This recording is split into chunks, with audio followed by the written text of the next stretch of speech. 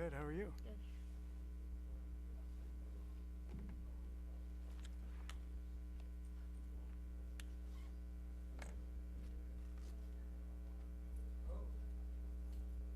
Commission met.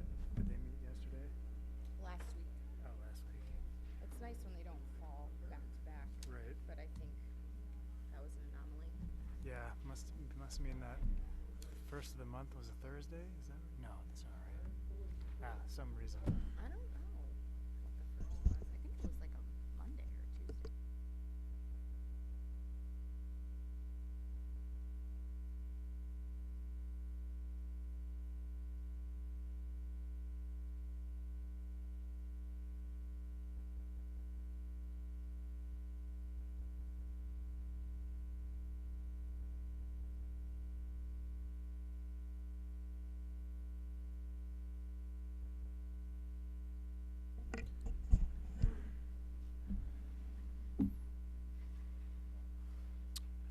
All right, we'll come to order. Try out my new gavel. This is the Thursday, January 24th, 2019 meeting of the Board of Directors of the Ann Arbor Area Transportation Authority. A quorum is present, and we'll begin. Opening items, number one is to approve our agenda. Can I have somebody move that into the record? Anybody? Mr. Miller, seconded by Mr. Alamain. All those in favor, raise your hand. Any opposed? Passed unanimously. Thank you. Item number two is public comment. Anybody who has anything they want to address with the board can use up to 3 minutes. Please state your name at the podium. And you have up to 3 minutes. Thank you.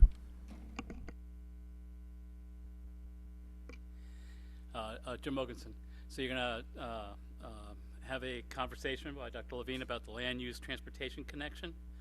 And anytime this happens in Ann Arbor, I wanted to make a couple things, a little heads up, perhaps when I'm here to ask. So we have this issue. I just happened to stumble upon, I think it might have been last year, a City of Ann Arbor Planning Commission subcommittee on transit-oriented development. And they were trying to figure out where they might do it. And it was one of those small meetings that I don't think anybody is really supposed to know about, but I stumbled upon that. They didn't quite kick me out, but I don't think the notices have been happening for a while. But when you look at where that's happening, and I remember in that meeting someone said, well, yeah, if we really increase the density on this particular area, more people will ride the bus, and there'll be more fares, and so there'll be more transit. And I said, well, not quite, right? There's lots and lots of activity on the number 4. But in order for the numbers to work, you have to have all kinds of money coming in to make the numbers work. Look at Manhattan. It's the densest place we can think of, right? Except out in the country, right? One of the densest places in the country. And they're having funding problems. It's really obvious. They've had funding problems for a long time. Maintenance is a problem. So that's always a problem in Ann Arbor. And as I've said several times before, don't forget that in Ann Arbor, we're right on the edge where theoretically, in the downtown, people will take the bus or walk to the grocery, but they don't. Right? I remember when we first upzoned downtown, and Zaragon 1, which is right over by the Cottage Inn, where it was being talked about at the Planning Commission. Everybody's all excited, and they were and the Planning Commission was grilling the developer on parking and biking and all that kind of stuff. And they were talking about parking spaces, and the developer said, well, that's what the library lot is for. Right? And that was the very first major building in downtown. So the question is, how does that financially work out? And that's, I think, something that the AATA needs to think through, because there's that superficial look as when there's more people in one place, more people will take the bus. But the reality is there's more that needs to happen in order for that to actually happen. Thank you. Thank you. Go ahead. Good evening. My name is Yuri Popov. I have been teaching at University of Michigan for more than a decade, and I'm a member of the advisory board for the Detroit Connector, the university-funded bus service between Ann Arbor and Detroit. However, I do not represent the university today, and I speak on my own behalf. I am also a lifelong public transit user who takes the bus to work daily. Today I would like to speak to the board about the Washtenaw Avenue Bus Rapid Transit project. intended to establish a limited stop bus service between downtown Ypsilanti and downtown Ann Arbor. Overall, this is an excellent idea and a long overdue one too. I fully support the project as a whole. Kudos to your planning staff for its development. However, there is a problem with the proposed routing of this limited stop bus service through University of Michigan. The AAATA has considered three options: one serving the hospital, another serving the central campus, and the third one serving neither. None of the considered route alternatives would serve both the central campus and the hospital. For the reasons outlined in the November report, the alternative serving only the hospital has been selected as the primary option for the limited stop bus route. As a result, the University of Michigan Central Campus would be served by only one remote BRT stop at the intersection of Washtenaw and South University. This stop is simply too far away from anything interesting or important. It is a quarter-mile away from the nearest corner of the campus. It is more than half a mile away from most university buildings. I think it is vital to establish this, for this newly established limited stop bus service to serve both the central campus and the hospitals. One possible way to do so is shown on the map distributed to the board members. Moreover, it is important to establish a stop as close as possible to the Central Campus Transit Center, the busiest transit hub in Ann Arbor, with tens of thousands of daily bus passengers. The distributed map attempts to illustrate such an option with only 100 yards between the proposed BRT stop, my proposed BRT stop, and CCTC. The map has two panels. The left one is for the inbound routing towards the Blake Transit Center, and the right one is for the outbound routing towards the Ypsilanti Transit Center. There are several benefits to the proposed route and stop locations. First, the Central Campus BRT stop would be much closer to most campus buildings and activity centers than the stops in the current AAATA proposal. The new stop locations would be more convenient for passengers, and walking distances to most destinations would be minimized. Second, the Central Campus BRT stops would be very close to the Central Campus Transit Center. Convenient transfers between BRT and the University of Michigan Blue Bus system, as well as other AAATA routes, would become possible. Third, the hospital stops would be as closely located to the University Hospital as in the AAATA proposal. Finally, the proposed route, both inbound and outbound, would be fast, straightforward, and suitable for buses. It doesn't require any changes to the existing traffic patterns. In particular, no new traffic lights or crosswalks would be needed. Overall, this is a win-win. Just like hitting two birds with a single stone, or more precisely, hitting two major destinations with a single bus. I understand that this board is supposed to adopt only policy decisions. However, the question of whether to serve the largest university campus, the largest employer, and the largest transit center in the county, or to bypass them altogether, is indeed a policy decision, and a very big policy decision at that. I respectfully request that the board endorse the idea that the bus rapid transit route needs to serve both the central campus and the hospital and the university hospitals. Any half measures or semi-solutions are simply unacceptable. Our county deserves better. Thank you. I would be happy to answer any questions. Thank you. We'll certainly take that under advisement. Hi. Good evening. My name is Clark Chernetsky, and later on we'll have a presentation about land use and transit and transportation. I've ridden the bus rapid transit system, the Silver Line in Grand Rapids, also the Q line in Detroit, which is streetcar.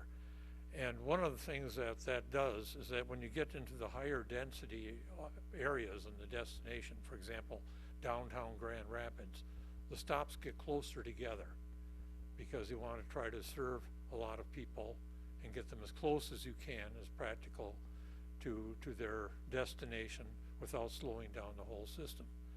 The proposal that we saw unveiled, I think it was about 6 weeks ago, for Ann Arbor, connecting Ypsilanti with Ann Arbor, had a stop at the medical center, but then there wasn't another stop until the Blake Transit Center. And I think we need some intermediate stop or stops, for example, in the State Street area. But echoing what Yuri had just said, I think is a vital policy decision that if you're going to go to a system like that, you have to serve, in the case of Ann Arbor, both the central campus and the medical center, because those are prime destinations for people coming on the present number 4 route or in the proposed BRT. So thank you very much. Thank you. Anybody else from the public who wants to address the board this evening? Not seeing anybody, we'll move on then to item 3, general announcements. Does anybody from the board or the staff have any general announcements this evening? Nope. Not seeing any, then we'll move on to section 2, which is our consent agenda. We have minutes and a required approval for MDOT funding resolution. Yeah, Mr. Chair, just a couple of minor points about the minutes. One is that for some reason my name was left off the attendance list, even though some of my prolix comments were included in the body. And the other is there is a minor usage, word usage spelling issue which I would like to, for some reason my computer is not booting up, so I don't have it in front of me, but if I could take care of that with the secretary, that would do it. It's just one word that is pronounced the same but spelled differently in the usage. But won't change the substance of the minutes? No. Okay. Subject to those, anybody else with any modifications to the minutes? All right. For the minutes and for the MDOT funding resolution approval, everybody in favor, raise your hand. Any opposed? And those pass unanimously. Thank you. So move on to section 3, board development. And we're pleased to have back Dr.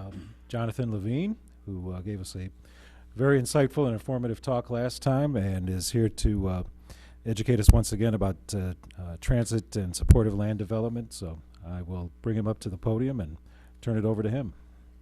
Thank you, Eric. It's a pleasure to be back here, and thanks again to Matt for the repeat invitation. So I think I'm gonna be talking for about 20 minutes, roughly 20 minutes of questions afterwards. Is that the correct format, Matt? I think so, Eric? yeah. Yeah. Yep. That's it. Okay, good. In talking about the transportation land use connection, I'm talking about stuff over which the AAA-TA board, of course, has no direct decision-making authority. So you might say at the end, well, great, but what can we do about that? Let's put our heads together and we'll think about what the transportation land use connection means for a decision-making board of a transit operator. My argument today is that the transportation land use connection is right at the heart of the environmental performance of a city and of a region, and transit is absolutely at the heart of that. So I'm going to start with the many failed attempts at a climate change agreement in Montreal, Kyoto, Copenhagen, and finally 2015 there was an international agreement in Paris about nations around the world agreeing to set targets to cut their greenhouse gas emissions. The United States, of course, was a signatory, but the Trump administration decided to pull out of the Paris Accord. As a response to the United States pulling out, as you can see on this slide, many cities, counties, businesses, investors, Ann Arbor is one of them, the University of Michigan is another, have taken the pledge that notwithstanding that despite the withdrawal of the United States from the Paris Accord, they view themselves as bound by the Paris Accord. In other words, they need to hit greenhouse gas emissions targets. Here's some more stats on all the groups that have signed on. I don't know if AAA-ETA is one of them, but that's something that you might consider, that whether it would be appropriate for the transit organization in our region to do so. Here's the problem with that pledge, the challenge, I should say. The challenge is what's under the direct control of local governments, universities, transit operators, is kind of a drop in the bucket compared to the environmental impact of the population that they serve. So as an example, the city of Ann Arbor can surely reduce its carbon emissions by increasing the energy efficiency of its buildings and its vehicles, but the commute to and from Ann Arbor will swamp any of that. So there's a drop in the bucket problem. That's the bad news. The good news is that when you look at the components of greenhouse gas emissions in the United States, about 60% are in transportation and residential and commercial buildings. The reason I think believe that to be good news is because these are sectors that are under the strong influence of municipal decision making. Local decisions, certainly by the city of Ann Arbor and indirectly by the AAATA, have a lot of influence over the performance of the transportation system and the performance of buildings in their region. In other words, this is the key to those many municipalities and organizations living up to their pledge to view themselves as continuing to be bound by the Paris Accords. To give you a flavor of that, I want to cite some statistics from our region. These are data from the American Community Survey, and these are data that really repeat themselves year after year. The trends, this is not a fluke, the trends are quite clear. If you ask people how they travel to work, residents of Ann Arbor, nearly 35% of them travel to work via walking, cycling, or transit. If residents of Ypsi, something over 20%, Ypsi Township under 5%, Whitmore Lake, a negligible amount. I bring this slide not to say to Ann Arborites, attaboy, pat on the back, look how good you're doing. Actually, quite the opposite. I bring this slide to say, do you realize that when you accommodate a new resident in Ann Arbor, that person has a nearly 35% probability of walking, cycling, or taking transit to work.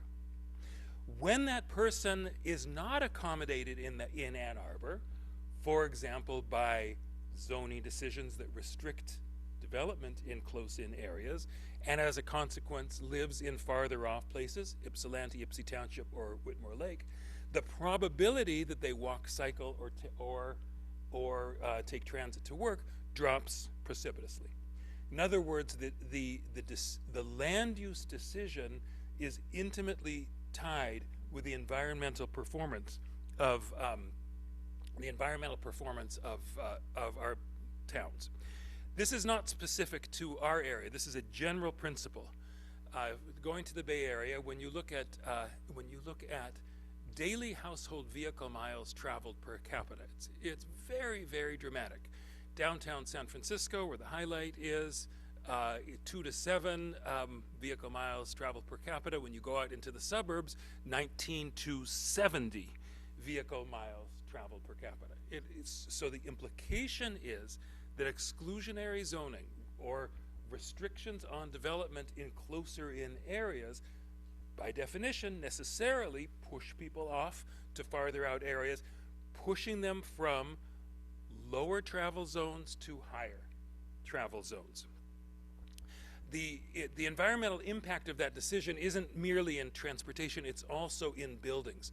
So there's a great energy efficiency of shared unit development. If you look at the energy use per household of apartments and compared to single-family homes, it's about half because they're a lot more efficient to heat and cool than our single-family homes. In other words, we have zones that are quite carbon efficient zones. They're called our cities and sometimes our very close-in suburbs. We have zones that are very carbon inefficient. There are more remote areas. The decision to become a more energy efficient and carbon efficient area amounts to a decision to allow more of the growth to happen in close-in areas. So here's New York City, and this is combining. This is not just travel. This is combining travel and buildings and all other factors, and to arrive at a carbon footprint per household. And just to give you an idea of the order of magnitude, when we compare, let's see, the Upper West Side of Manhattan at 35, gosh, I can't read, it's a little blurry, 35 metric tons, thank you very much, to the suburbs, this is suburban Syosset, at about 70. In other words, the cities are about half. Okay, cities are incredibly environmentally efficient places, and transportation is one of the major reasons for that. Similar phenomenon happens in Chicago, and I also want to point out how it's geography and not demography. So let's compare the affluent north side of Chicago with the poor south side of Chicago. The affluent north side of Chicago in its carbon footprint looks a whole lot more like the poor south side of Chicago than it does like the affluent suburbs of Chicago. You're going to be wondering about these data with Southeast Michigan. Here we have Detroit, and here we have Ann Arbor. The zip codes are a little bit big in Southeast Michigan to make, in our region, to make much sense of, so I'm not going to spend time on this one. Skipping that slide. The environmental impact of urban living is not restricted to energy, and it's not restricted to atmosphere. It extends to water as well. What we have here is a map of impervious surface in the Seattle region, and if we look at the left-hand side, this is the city of Seattle. City of Seattle is quite high impervious surface per acre. In other words, they're sending a lot of junk into the waterways because the junk is what washes off the impervious surface. So you might say, oh my gosh, Seattle is terrible compared to the low impervious surface per acre in the suburbs. But the point of these two slides is it's not per acre that matters, it's per capita that matters. And out here in the suburbs is where the highest impervious surface happens. In other words, both for atmospheric pollutants, including greenhouse gases, and for water pollution, cities are an incredibly environmentally friendly way of living. Transit plays a vital role in that friendliness. Cities can't exist without transit. If you want to imagine, for example, in Ann Arbor, the 35% of people who walk, cycle, and take transit to work in Ann Arbor, now imagine that's no longer an option and they all drive. How can Ann Arbor possibly work? So in other words, central to the environmental friendliness of cities is their capacity to provide transit. Conversely, cities support transit systems by providing population densities that are supportive of transit.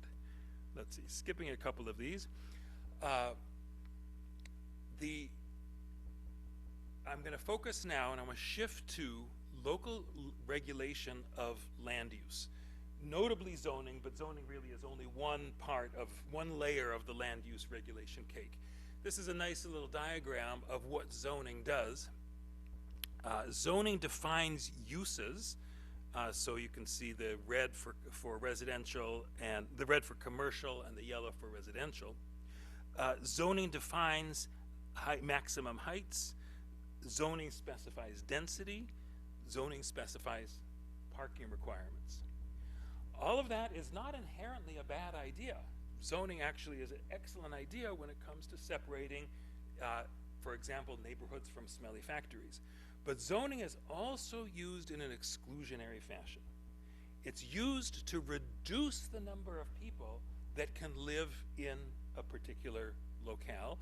And when that locale happens to be one of these very environmentally friendly cities that offer the opportunity to live at much lower carbon footprint per capita, it has pernicious environmental effects.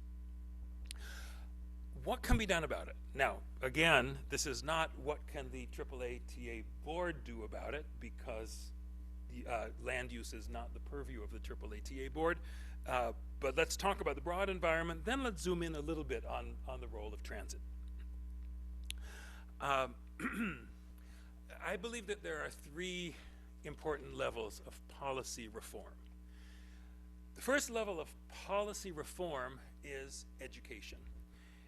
Individual municipalities have become educated, have educated themselves as to the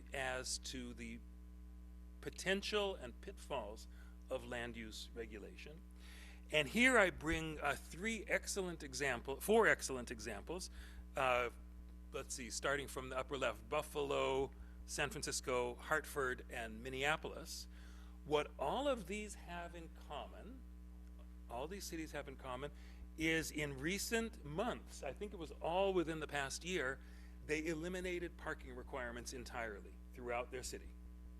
No development in any of these towns has a statutorily mandated number of parking spaces. It's a very important, it's a huge step and very important step, and certainly a transportation-related step. What that means is they're decoupling the bundle, for example, of residence and parking. Essentially, they're saying, oh yeah, you can live in a dense area, and you don't have to buy or lease a parking spot. You can just buy or lease a residential unit. What that does is it makes it a lot more affordable to live in those residential areas, because parking is a hugely expensive item. And of course, in addition, it's very supportive of biking, walking, and transit, because it's giving people the opportunity not to own a car, or if they own a car, to store it remotely several blocks away. And I can't think of any good reason why a city ought to be keen on requiring that individuals have cars at their beck and call for all purposes. Minneapolis deserves a double shout out, because they just did something. This is within the last 1 month, I think. They did something very special, and that is they eliminated the single family zone border to border within the entire city of Minneapolis. There is no such thing as a single family zone in Minneapolis anymore. What does that mean? It means that in everything that was previously a single family zone, you can now build up to a 3-unit structure as a by right development. The single family zone takes up 60 to 66% of the land area in our cities and metropolitan areas. It's huge. Unlocking the single family zone to development that would allow people, first of all, greater affordability, but the focus that I'm talking about now is the environmental performance, allow people the ability to walk, cycle, and use transit, and it's a proven ability, because we have the numbers from Ann Arbor, I think is a very, very important environmental step. Here's something that's actually much more directly relevant to transit decision making. This is what I call the second level of policy reform, and that's the incentive level. So the focus here is on the Bay Area Rapid Transit District, BART, that has a very interesting policy. Cities in the San Francisco Bay Area are very keen on getting BART service. Everybody would love to have a BART station in their town. And BART needs a process by which it decides on who's going to get the next BART station, or the next several extensions. One of the factors that BART evaluates is the land use plans of the municipality. So if the municipality is zoning in a fashion that's hostile to transit, they fall down on the priority list for the next BART system. So here's a case, it's beyond simple education. Here's a case where a regional authority, the Bay Area Rapid Transit District, is saying effectively to the municipalities, listen, you've got your prerogative to zone how you want, but we've got our prerogative too, and we're not going to waste money on you if you're zoning in a transit hostile fashion.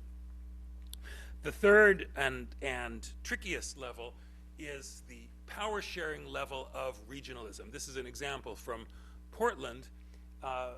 Portland would be the strongest example of regional land use decision making in the United States, where decisions on housing development and density are not the exclusive purview of municipalities, but are a joint, functionally a joint decision of the regional government and the municipality. So in other words, a municipality might say, yeah, we don't want any more of that dense, transit-friendly stuff. We kind of like our low density here, and they would trigger intervention by the regional government, who would say, actually, you know, we have a problem because you have to accept your fair share of density. So this is the polar opposite of the highly decentralized system we have in Michigan, but it's something that I believe it's to which we can aspire. Ultimately, when we talk about the environmental performance, allowing residents and more residents into our cities is the central item that cities and less directly transit operators contribute to. There's a sign and a slogan and organization in Minneapolis. They were kind of responsible for spearheading the policy reform, and I personally am very moved by the sign, and the sign is "Neighbors for More Neighbors." What a remarkable idea! Because usually it's when you say neighbors, it's usually neighbors against this or neighbors against that. And here are the neighbors saying, you know what? We have something remarkable in our cities. We give people the ability to have a much better environmental performance through their transportation and through how their buildings perform. And we view it as central that more people are allowed to partake, to reside in those kind of areas. So this is the spirit that I'd like to offer. Now, what does all this mean for AATA? AATA. I'm an old timer. I can never get in that third A. Cancel. That's my 20 minutes. Dismiss. What does all this mean for AAATA? In some cases, there is direct decision making. For example, where BART decided to allocate or not allocate transit resources. In other cases, I believe the AAATA board can be a vocal advocate for sensible land use policy. So, of course, you're not the decision makers. The city of Ann Arbor, the city of Ypsilanti, those are the land use decision makers for now. But the AAATA board can articulate what would constitute good development. Effectively, you can say, listen, we spend a lot of money on transit in our region. We don't spend enough, but we spend a lot. We want to get the biggest bang for our buck. And bad land use decisions thwart that. So, I mean, I've observed various other boards in town. I've observed the park board, I've observed the library board, all weighing in on public policy issues. And so I don't believe that there's any legal barrier to the AAATA board similarly weighing in on issues that are very much within its, not direct control, but certainly within its area of substantive interest. Thank you. Thank you. I guess we can open it up for board questions and discussion about what we heard and maybe how this incorporates into our future plans. Anybody want to start us off? Roger? Well, having spent 12 years on the Ann Arbor Downtown Development Board, I'm pretty familiar with a number of these issues. We like to think Ann Arbor is a pretty progressive city, but the citizens in the last election made it very clear they don't want more building downtown, high density, high residential building downtown. How do you counteract that feeling, particularly in a community which should be embracing something like that? I mean, I happen to agree with you that the community should. I guess I also believe in democracy, so, you know, through gritted teeth, I say, all right, they made their decision. So I'll treat the library lot as, you know, the decision has been made. Whether though I personally disagree with the choice of the people of Ann Arbor, there are going to be a lot of other decisions to be made. There's certainly proposals for denser development on the books now that are by right development, so they should sail through. But gosh, you know what the politicians are going to do? They're going to try and figure out a way to slow down or stop things. And if that's not the right thing to do, and I think in many cases it's not the right thing to do, perhaps the AAATO board can weigh in. It's no magic bullet. Of course, there is no magic bullet. And in the longer run, you know, the Minneapolis, a lot of people say, gosh, I really don't like those high buildings downtown. And one possible answer to them, well, what about a lot of modest buildings throughout town? How would that seem to you?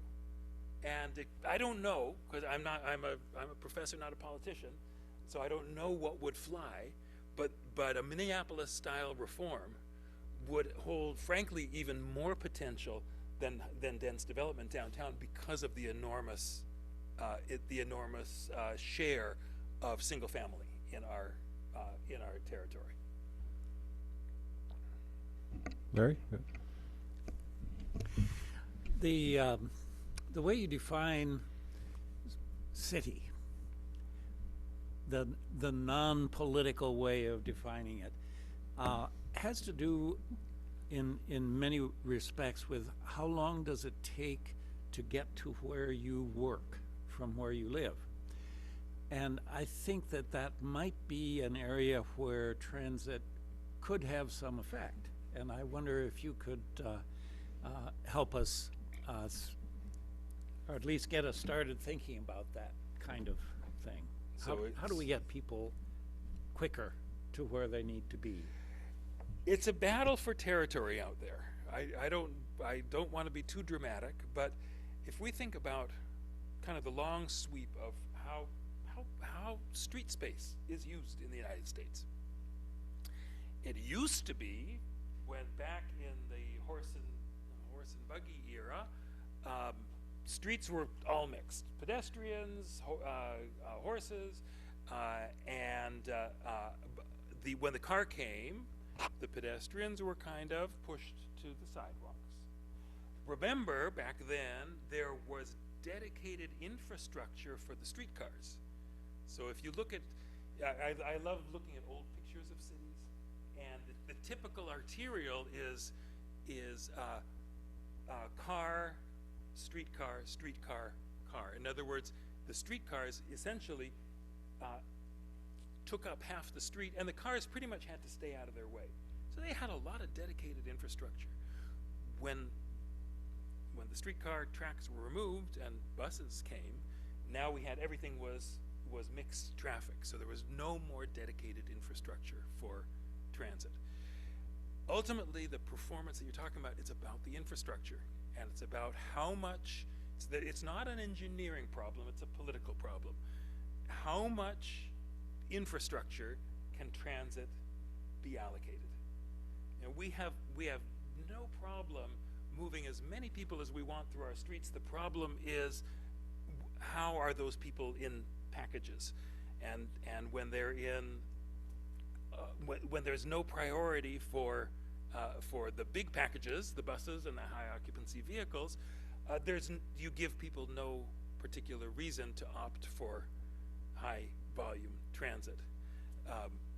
So again, if this is a matter of advocacy because there's no direct control, but you know, I think Washington Avenue deserves a BRT that's a real BRT, that's with dedicated infrastructure. Now that is a very hard sell given the municipalities around, but as close as one can come to approximating that dedicated infrastructure is really the answer to how one can start moving people with transit faster. Mike? You're mentioning cities doing away with the requirement for parking on new development, and even more extreme, doing away with single-family zoning is remarkable. And I think it might be beneficial if there was something particularly about Minnesota, a nice write-up of how they got the government and the people to accept that. That sounds astounding. Is there something we that's can a good- learn about that? Let's see. I would start with. I believe that that's the name of the organization. I think that's what they call themselves. I think it's not merely a slogan. It's. I think they call themselves Neighborhoods for More Neighbors. It was a very concerted effort by this organization to build coalitions and to ultimately change the policies. But you're not aware of a nice summary that was I written have about no, how I they did don't. it? Yeah, that would be an interesting thing to. I've heard about that it was a massive political effort, but that's all I can tell you. Prashant? Yeah, you mentioned the Minneapolis example. Although relatively recently, Ann Arbor had an accessory dwelling unit ordinance, which basically allowed an accessory dwelling unit on, I think, the entirety of the single-family zoning area of Ann Arbor. I haven't followed it so closely to know how much has been built as a result of that. So technically, we're not really single-family Single-family in the required, extreme sense, yeah. right? Yeah. Do you know how what's been going on about Precious that? little, virtually zero is my understanding, but there was a particular, I'm basing myself on an article, I think it was in Bridge Magazine. There was a particular requirement of a separate sewage hookup for the accessory dwelling unit. This proved to be very, very expensive and enough to kill the potential for accessory dwelling units. I'm not an engineer, so I can't tell you whether this requirement is needed in engineering Okay. terms. So if it isn't, then that's maybe something in Something to the. look into. I don't know if that's considered part of the zoning law or not. I but- believe it is. Okay. I believe it is. So it's not just the way things are arranged on a property. It's also what's underneath. Yes. That might be a barrier. to, Let's see. It's the Minneapolis. It goes a lot farther than allow. I want to sort of comment on the difference between an accessory dwelling unit ordinance and the Minneapolis approach. So houses need to be replaced. Houses get old and they get torn down, and new stuff gets built. That's in the ordinary course of events. When a house needs to get replaced in Minneapolis, one can replace that house with a triplex. There's in many regions, in many neighborhoods of Minneapolis, that's going to be a very profitable decision to do. Replacing it with a single-family house and a accessory dwelling unit, less so.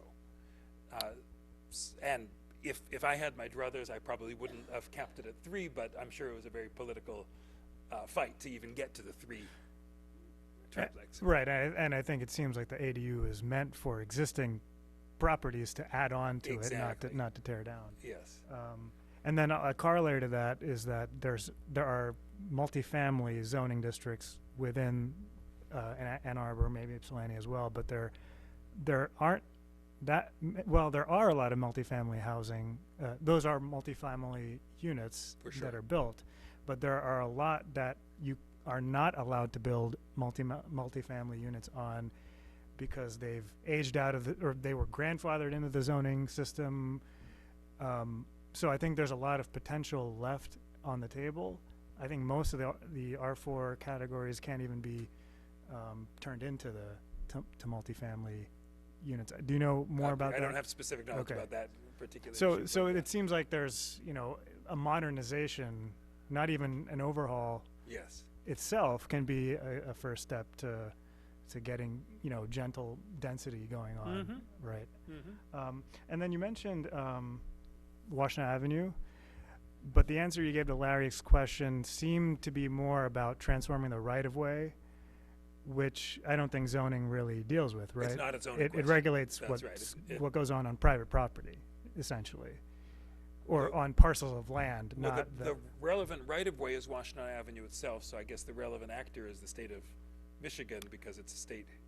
That's my Group. point, is that the land use discussion is a zoning discussion, and the zoning discussion is about what people do with their property. Very much so, yes. But an important, solution to getting people onto transit is transforming the right of way. It might actually be a shorter term solution, even if it's a harder one. It seems like getting zoning changes is a longer term decision because properties have to turn over. Not everyone's gonna, add density to their parcel or whatever immediately.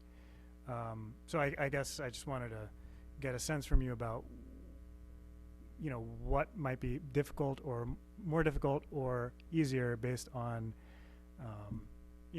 land use or transforming the right of way to increase transit ridership.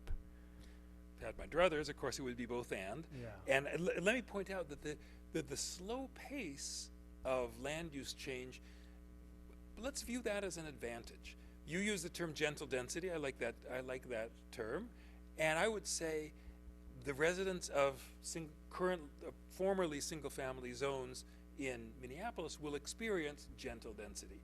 Nothing's going to change overnight. After a while, you might see a triplex on a lot that a small house was torn down on. So in other words, it's a very evolutionary change, and hopefully doesn't need to be so threatening. Let's see. In terms of Washtenaw Avenue, I had my druthers. Yeah, there would be a bus lane on Washtenaw Avenue. What is there short of a bus lane? There's traffic signal preemption. That's short of a bus lane. There's queue jumping lanes where the bus can get at the intersection. There's just a little bit of territory where the bus can get ahead of the cars to keep things moving faster. My students a few years ago did a very nice capstone project about transportation. You guys were the clients. I think it was before your time, though, Matt. And they looked into all these options about what can one do short of full-fledged bus lanes on Washtenaw Avenue.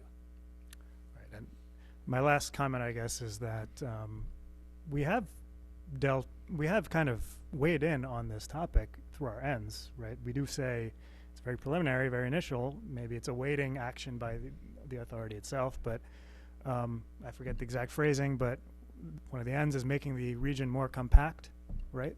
So there is that sort of impetus for the agency to do that. So I'm eager to see what that might mean, actions-wise. Thanks. Thank you. Jessica? I guess first off, can we get a copy of your slides?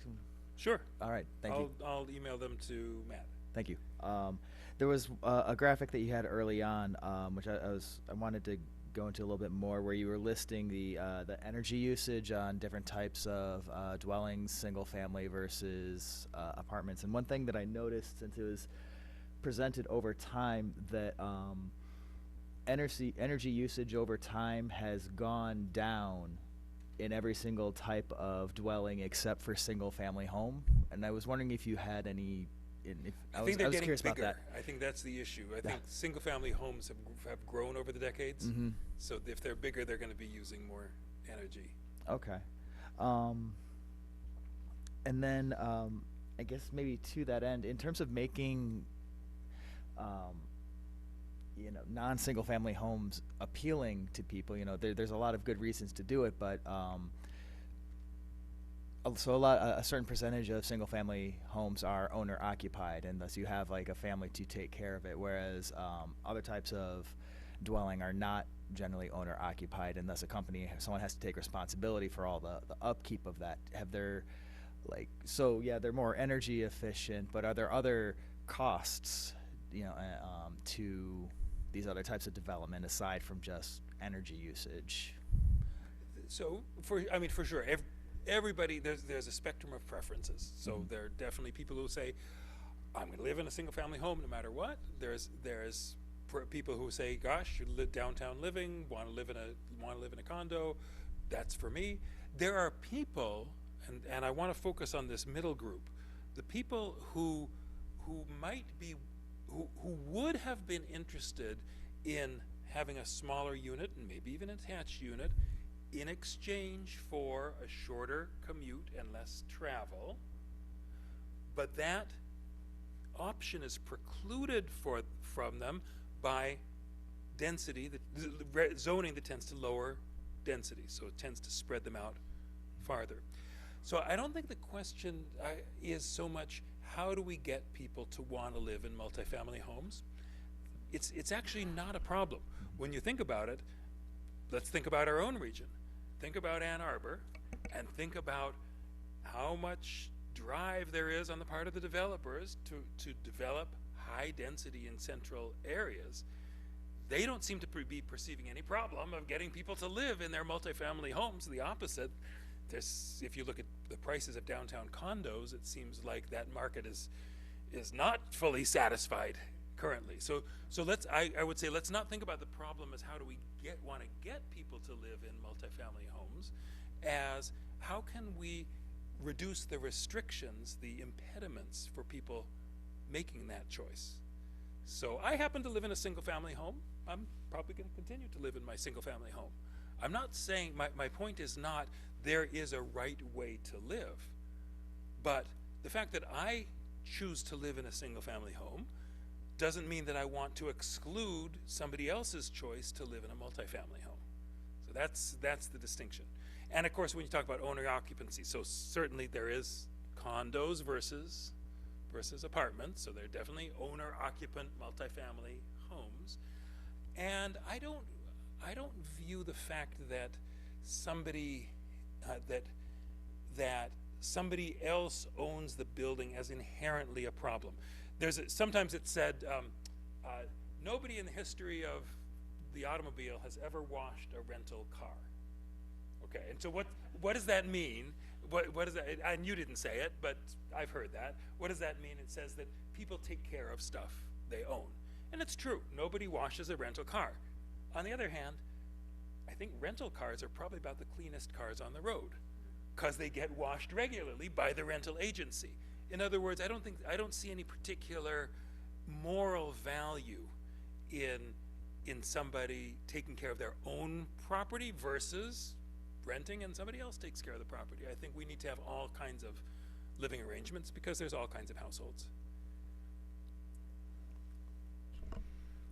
We've talked, some about BRT, bus rapid transit on Washtenaw. The assumption is that if you make transit faster than single occupancy vehicle commuting, there will be a significant shift of ridership onto transit. Is there studies or data that bear that assumption out? Well, it's definitely not an immediate thing. Okay, so it's if you open up BRT on Washtenaw and you just say, let's just sit back and wait and we'll see, gosh, the cars will go away and everybody will be on, that's not going to happen. It's over time.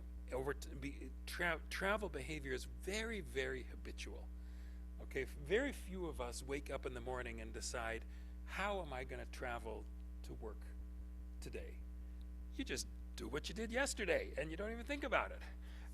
So changing people's travel behavior is hard, and there's a lot of studies about that. On the other hand, people are surprisingly rational about how they travel. Some people talk about the Americans are infatuated with their cars. I don't know that Americans are infatuated with their cars. It's just that for the vast majority of Americans, the vast majority of origins and destinations, nothing can compete with the car in terms of the service that it provides. For transit to start to compete, I think that's what's necessary.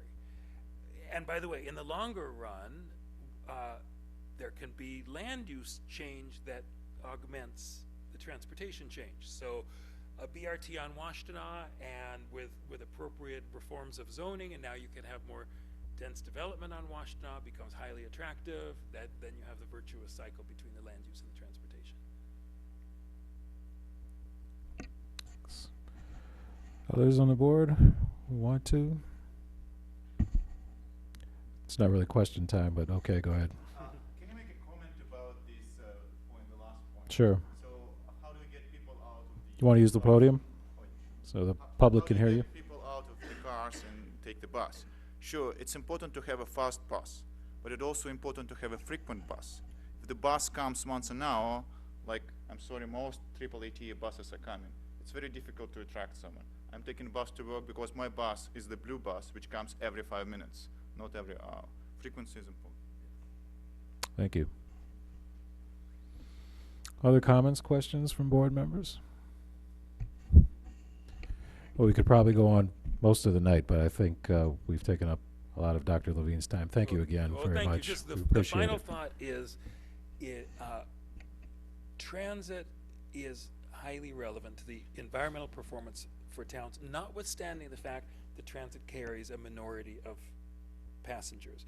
Transit is one of the factors that makes this beneficial density possible. So I think organizations like the AAATA have an enormous role in this challenge we have ahead of us when it comes to the environmental performance of our regions. Thank you. Thank you. And yes, we do have a ends policy which says land development can become more compact and walkable in part because of transportation options. So that is one of our ends policies here. Matt? Thank you. Just a note. Thank you. Just a note. That policy is there, and you will, if you were to look at the strategic business plan, you will see that cascade into the directions for the organization. And the work that the organization is to do. There is a work plan item for staff, for Tim's part of the organization, to begin to put some meat on the bone of that end and what would an advocacy strategy around that look like.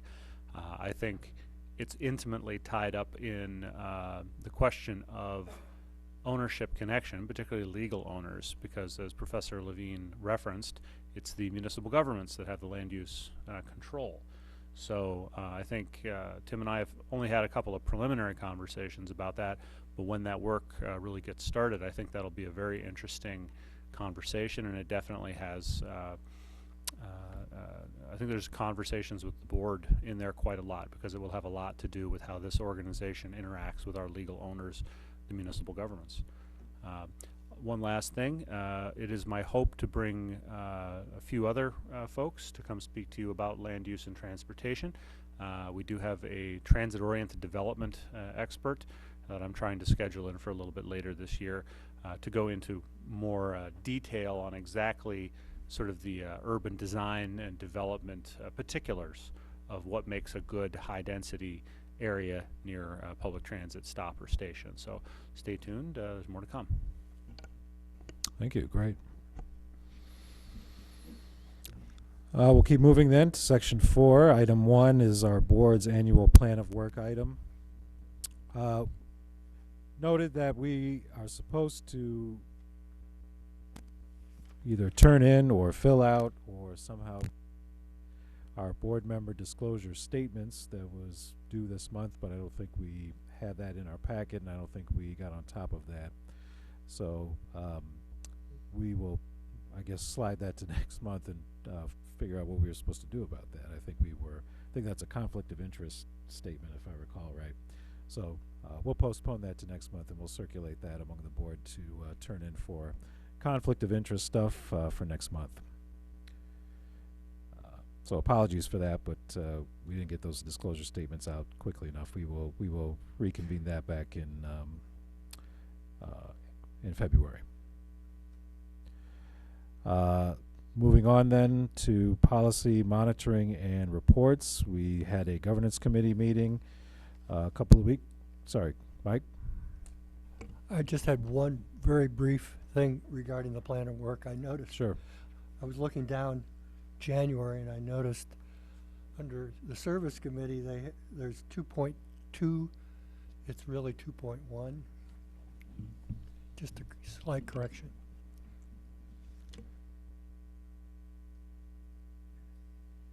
Is it? Okay. Thank you.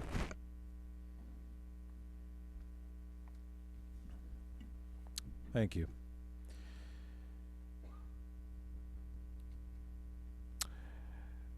So yeah, the governance committee had a meeting a couple of weeks ago. it was about 10 days ago, I guess.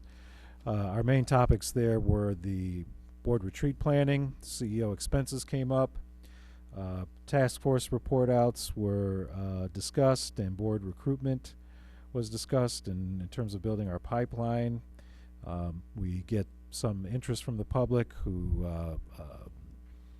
really go through Matt at first to let the agency know of their interest in the board, and we're slowly building up a pipeline of recruits and candidates, which is good. We had a report out, I think, from Brian, Mr. Smith, about the art fair and our new role there, regional matters, etc. So it was a good discussion. We're going to have more about the retreat planning. I guess we can talk about that. We've had some discussion about that, and I think our kind of program here about the retreat, the half-day retreat that we want to do, is really to kind of filter all of the ideas we have for the retreat into a half-day planning session so we can have a more efficient, effective, fuller retreat, complete with knowing what resources we need, what inputs from staff we need, what our expected outcomes and possibly outputs may be, who's going to do that follow-up work. And so the half-day retreat is supposed to kind of be a more or less a logistical meeting to coalesce what we want in terms of coming to some consensus about what our retreat should be. Hopefully focusing it on, some kind of goal and output, either some kind of vision that we want for the agency, or some kind of ends or new ends, or revising something that we want to do that gives the staff direction about building a future organization, etc. And we filter on that rather than focusing on, at least this is my hope, that we can focus on means if we want, like how is technology going to influence the future of the agency. We could focus on that, but it's all part of the, what are we going to do to build the future of this organization. So come with your ideas. Hopefully you'll have those vetted out. I imagine we'll do a lot of whiteboarding, discussion, debating, voting, narrowing down of issues, and hopefully coming to some consensus about what we want our expected outcome to be from the board. My hope is that, of course, and I've said this in the past, we do something to move the needle on something. It doesn't, we can go in some direction or another, but we move the needle on something so that people get something out of it and feel this was a good input, good use of their time, rather than coming and just simply discussing with no firm direction. So the half-day retreat is designed to make it clear what we're going to do at the fuller, larger retreat a little bit later in the year. Does anybody have any questions about that, or any thoughts? Or we're deciding things like facilitators and who can help us with that. Hopefully somebody with both some good facilitation experience and transit experience. But the pre-work will be, come with a narrow list of ideas of what you think you want the retreat to be about, and what kind of outcomes specifically, not just a topic for discussion, but what kind of outcome you would expect to come out of a full-day retreat. And then we will start funneling those and trying to coalesce that into a theme for the retreat that we can all get behind and get consensus on. Any questions about that? Moving on then to the Finance Committee, which did not meet, so I think we don't have a report out there. And our Service Committee, I think Mr. Hewitt, if you have a report for us. Thank you.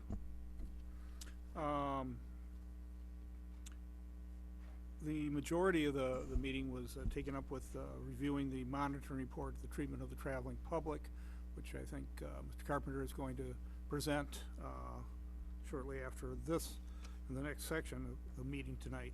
So I won't go into the details of that. We did have several thoughts that we discussed concerning the monitoring report.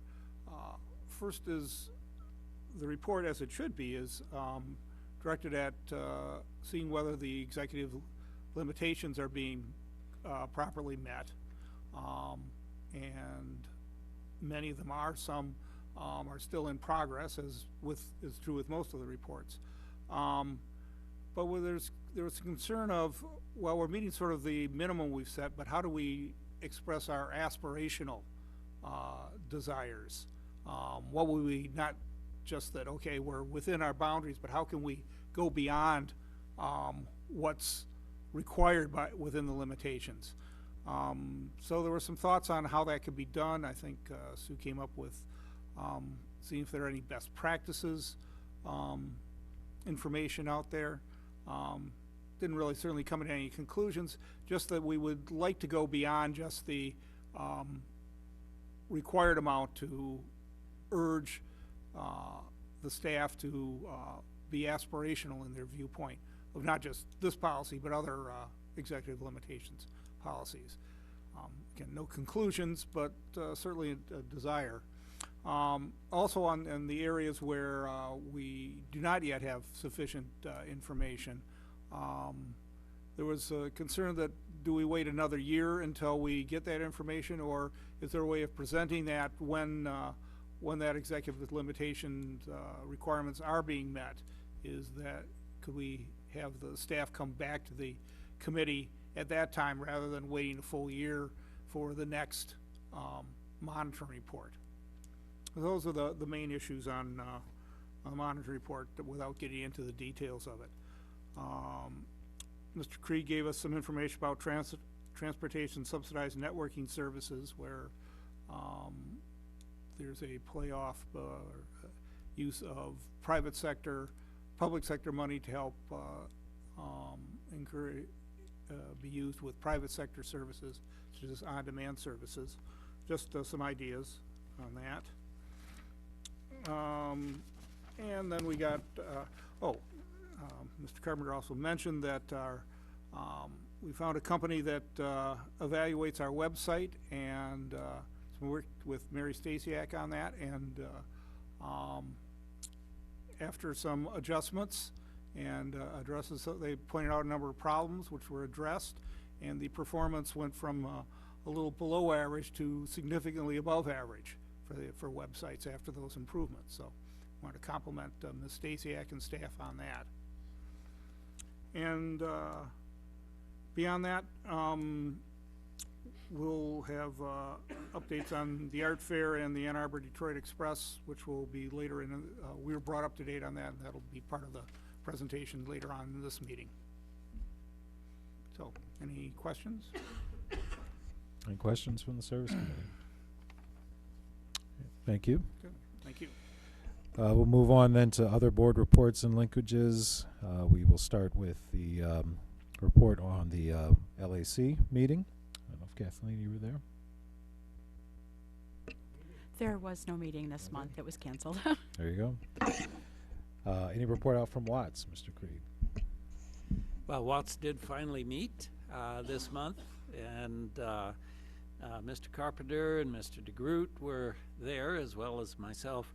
But the only salient item from my perspective was that they passed their audit with flying colors. No problems at all. So they have actually achieved a status very close to ours. Perhaps Mr. Carpenter has some other takeaways that he'd like to share. Only to say that our audit will be next month, and it's going to be even better. There you go. So we'll move on then to the A2 Ann Arbor Transportation Commission. Ms. Sims. The Transportation Commission met last Wednesday. Again, we started off with the scooters, but there was some progress made. The Micro Mobility Committee, which was formed as a result of the scooters, did pass a statement of values that's going up to City Council, and we discussed it in December's meeting, but we did not approve it because we wanted to be more inclusive of the existing disability community and make sure we weren't making policy suggestions that were excluding them. So it was revised a little bit. We voted and approved to send it on to City Council as they continue to have discussions about what to do with the scooters. The other voting issue was the annual report. So Linda Diane Felt, who's the chairwoman of the commission, did a great job with city staff putting together an annual report summarizing the Transportation Commission's work over the past year, and that was also approved to be submitted to City Council. I think this is a newer requirement that City Council is requesting all of the commissions to submit something showing what their accomplishments were or resolutions that were passed for the previous year. The 2019 work plan for the commission was also discussed. It's relevant to our organization because the AAATA strategic work plan and future service expansion ideas were included as a future agenda item that they are hoping to get someone to speak in more detail about that later on in the year. And then there was a presentation given by Eli and Stacy Meekins, who's a consultant from Sam Schwartz, about the Vision Zero plan that is taking place with the city. Stacy did most of the presentation, and she had a very nice PowerPoint on what the next steps are going to be and what the timeline is, which is 18 to 20 months. They are looking for to form two committees, a technical and a community committee, to get more familiar with Ann Arbor and who might be stakeholders and people who can advocate for the Vision Zero program. And she did talk about the main message that they're trying to send out right now is intention and inclusion, and they're working really hard on a branding strategy and messaging to communicate to the general public how we can accomplish a goal of Vision Zero. That was about it. Thank you. Any questions on any of those report outs? Mr. Krieg? Yeah, Kyra, I just wondered if they had any thoughts as part of this Vision Zero about the role of AAATA or transit in general. Yeah, so they had just met that day for the first time to have a working meeting about what the plan is going to be. So aside from the committees, they do have an emphasis on stakeholders that they want to meet with, and they have a list that was provided by the City of Ann Arbor, and we are on it.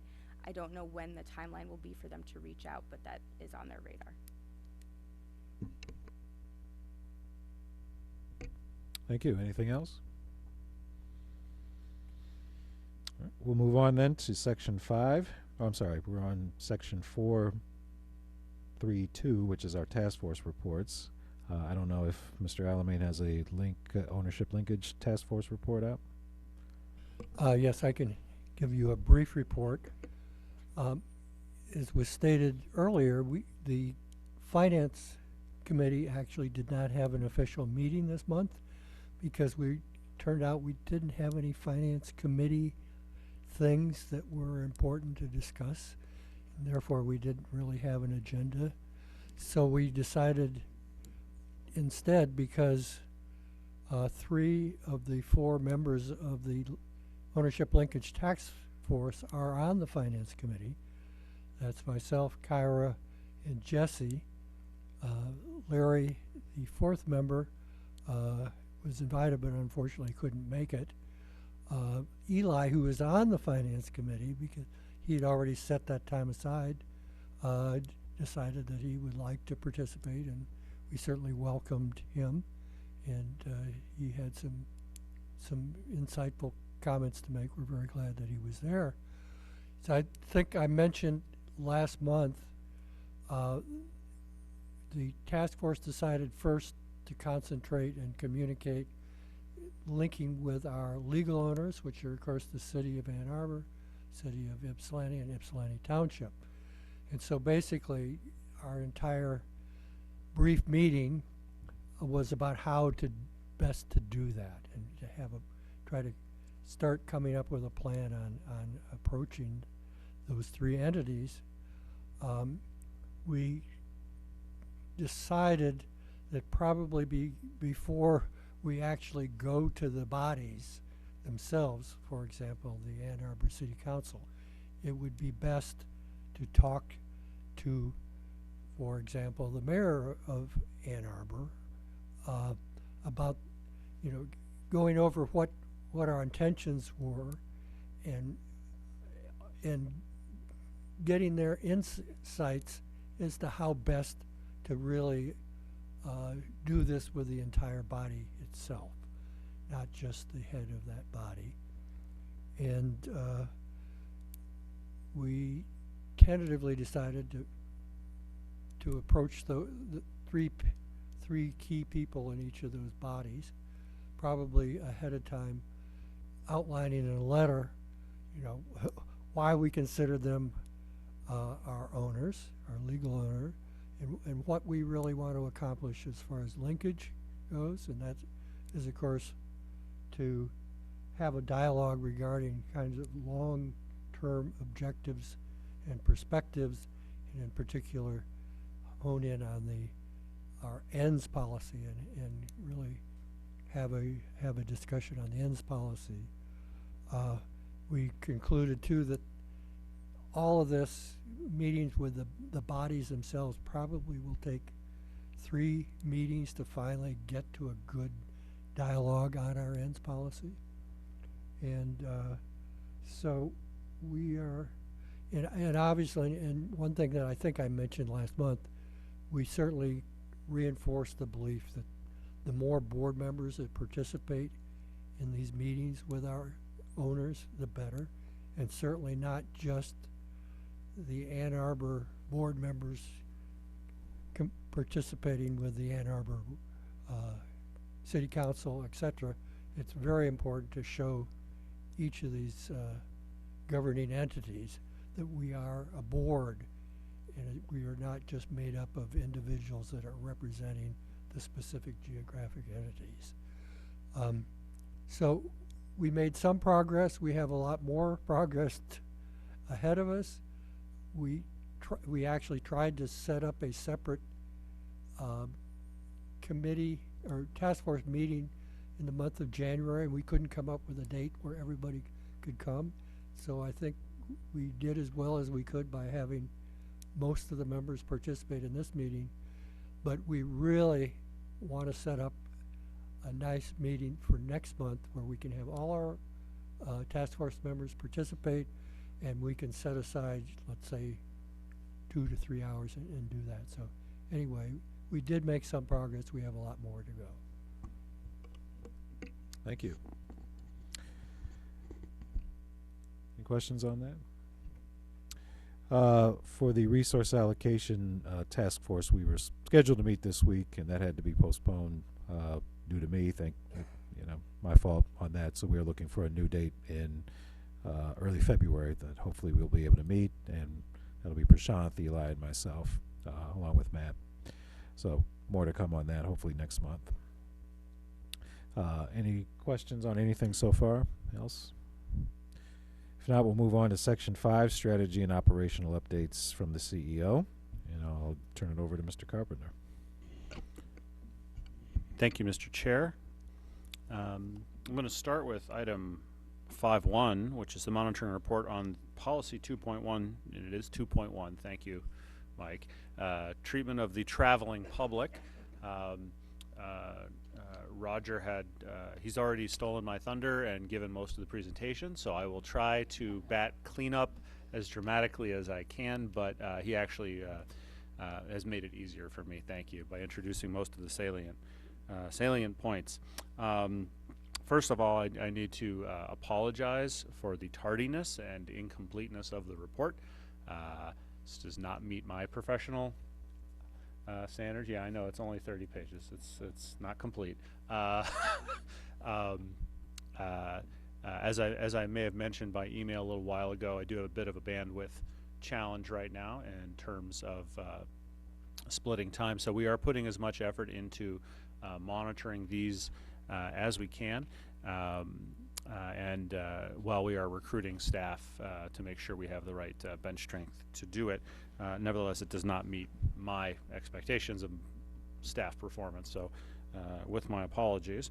Nevertheless, I think there are some interesting and important improvements that I want to draw your attention to. Before I hit the highlights real quick and then open up for your questions, I do want to point out a couple of things.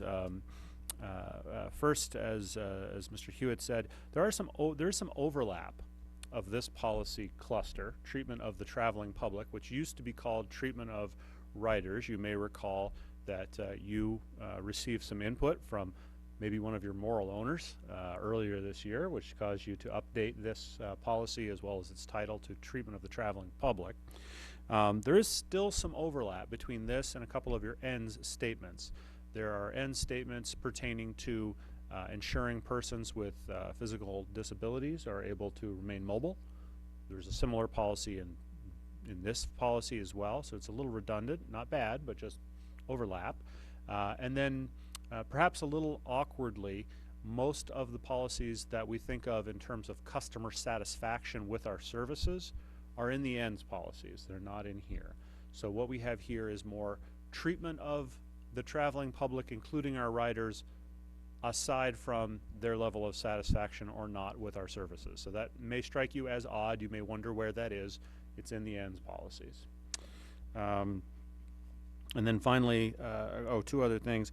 As Mr. Hewitt mentioned, we're going to be talking a lot about minimum standards as I walk through this, and we do think that the monitoring reports, it has to start there. We have to know where the floor is, and so you'll see a bit of that. And this one really highlights for us, once we get that under control, and we're confident in that, how do we also foster the right idea of continuous improvement? And that's not specific to this policy, it's specific to all of the executive policies. My assumption is you don't just want staff to meet the minimum standards and then go to lunch. You want us to do better. So we will touch on that theme as we go through here. And then also, there is an opportunity to, the board can monitor, just as a reminder, you can monitor, set your monitoring schedule for policies or sub-policies at any time interval you like. They were all set by default to once a year when we adopted policy governance. I think one or two of these sub-policies, I think we agreed with the committee might be worth returning to them in 6 months or as soon as some significant progress is made to let them know about that because it would have been a significant improvement. So we'll hear that as well. So with that, I'll jump in to a couple of the highlights. If I might direct your attention to Executive Limitation Policy 211. In my packet, it's on page 4.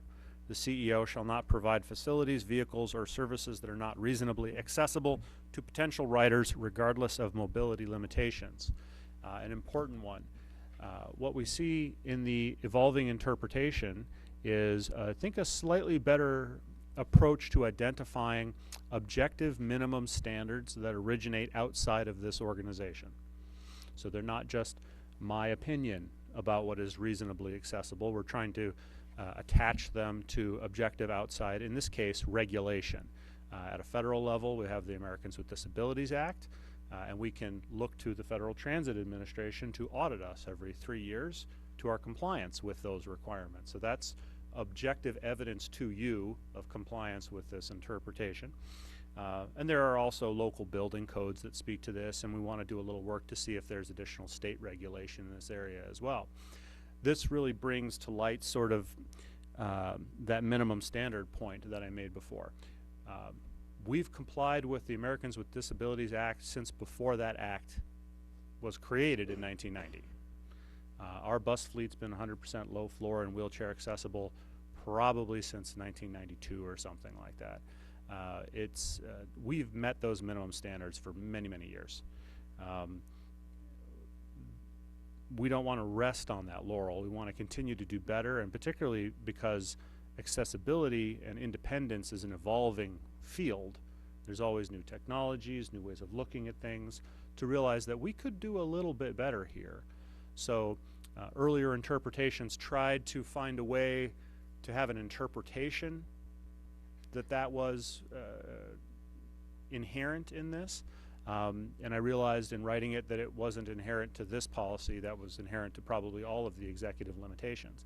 So whether that issue might be addressed ultimately in an interpretation someday or in the overarching executive limitation policy, I don't know.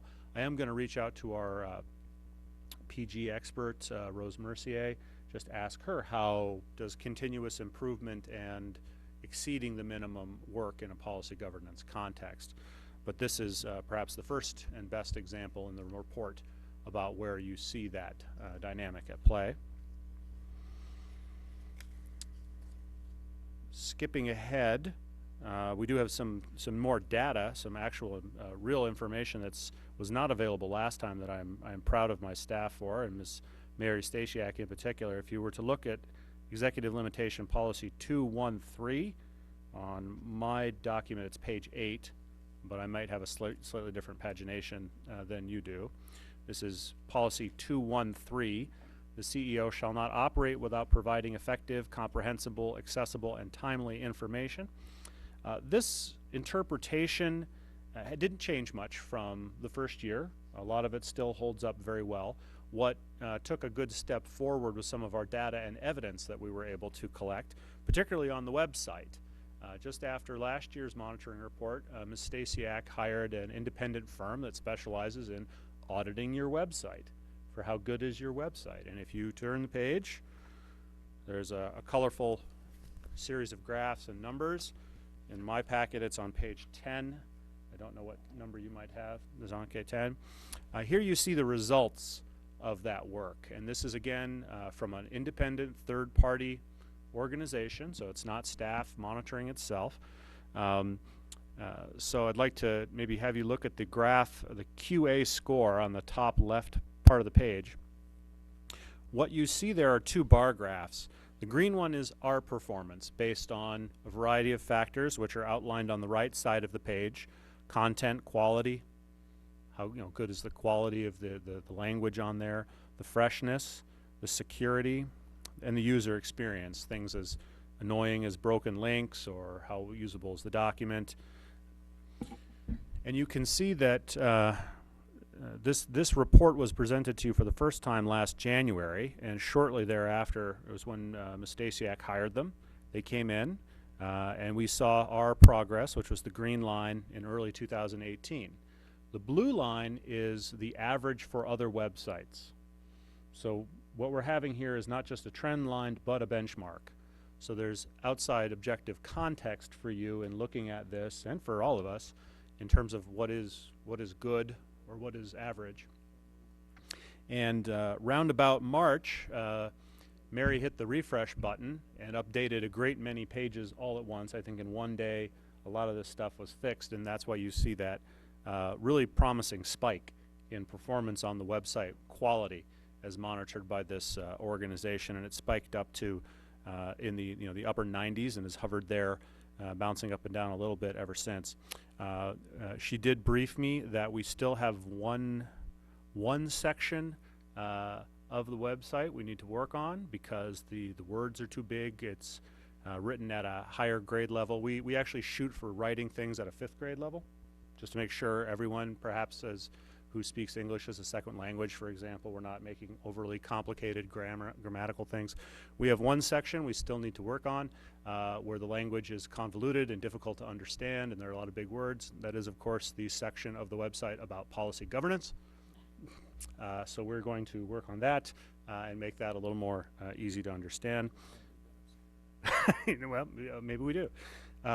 So this is an example of the sort of data and evidence I really hope to bring to you for every part of this, where it's not just an attestation from staff that we promise you it's going well or we're doing better, but you can actually see something from a third party that proves how well it's going or not.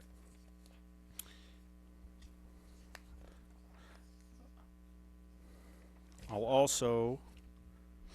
A quick question about that. Does that Absolutely. independent firm continue to monitor us, or they just were kind of... Yes, it's now ongoing. We have a operational contract with them, and you can see that trend line is, I think it's basically every day. Okay. They run some sort of algorithm. It's technical stuff way beyond me, but I do believe it's on a daily or very regular basis, and it is an ongoing monitoring process. Similarly, if you skip ahead to policy 2161, this is mine page 18, 2161. The CEO shall not use forms that elicit personal information for which there is no clear necessity. Just if we don't need to ask for the information, don't ask for it. Last year, all we were able to do in the time we had was sample the forms we had. I think we looked at maybe less than 10 and presented that to you as a sample that we thought was indicative that we were compliant. This year, Mr. Metzinger was able to work with his team and inventory every single form that we use to solicit personal information from members of the general public, and go line by line through each one of them and give you a detailed report on each one of those forms, what it is, what it's for, the type of information it's collected, and why that information is needed, and our assertion to you whether or not that's in compliance. So maybe not quite a third-party review, but hopefully satisfying in terms of the level of detail and thoroughness.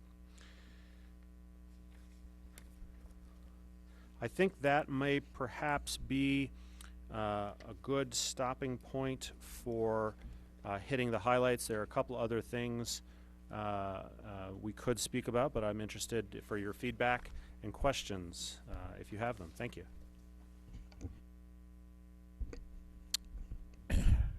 Any questions, feedback on 2.1? Jesse? Yeah, regarding 211, does facilities include individual bus stops in your report in terms of accessibility? Or is there another place where individual stops would be addressed?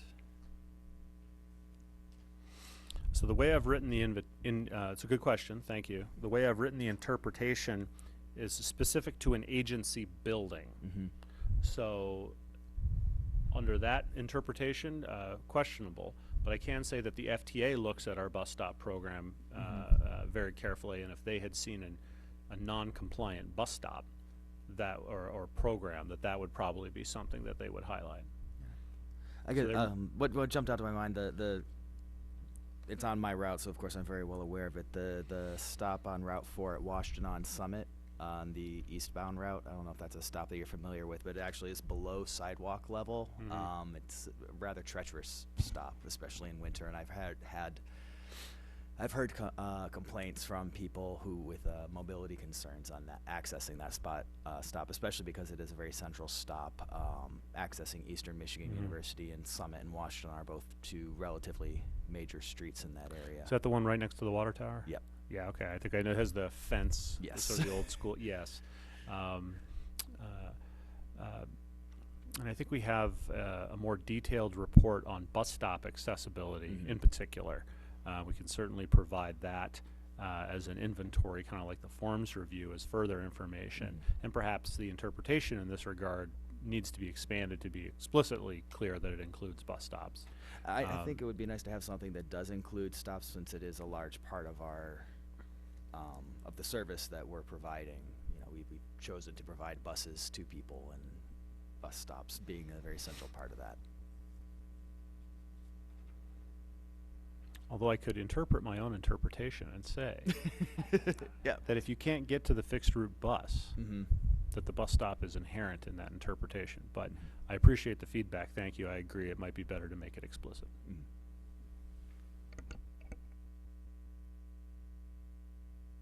Others? Larry?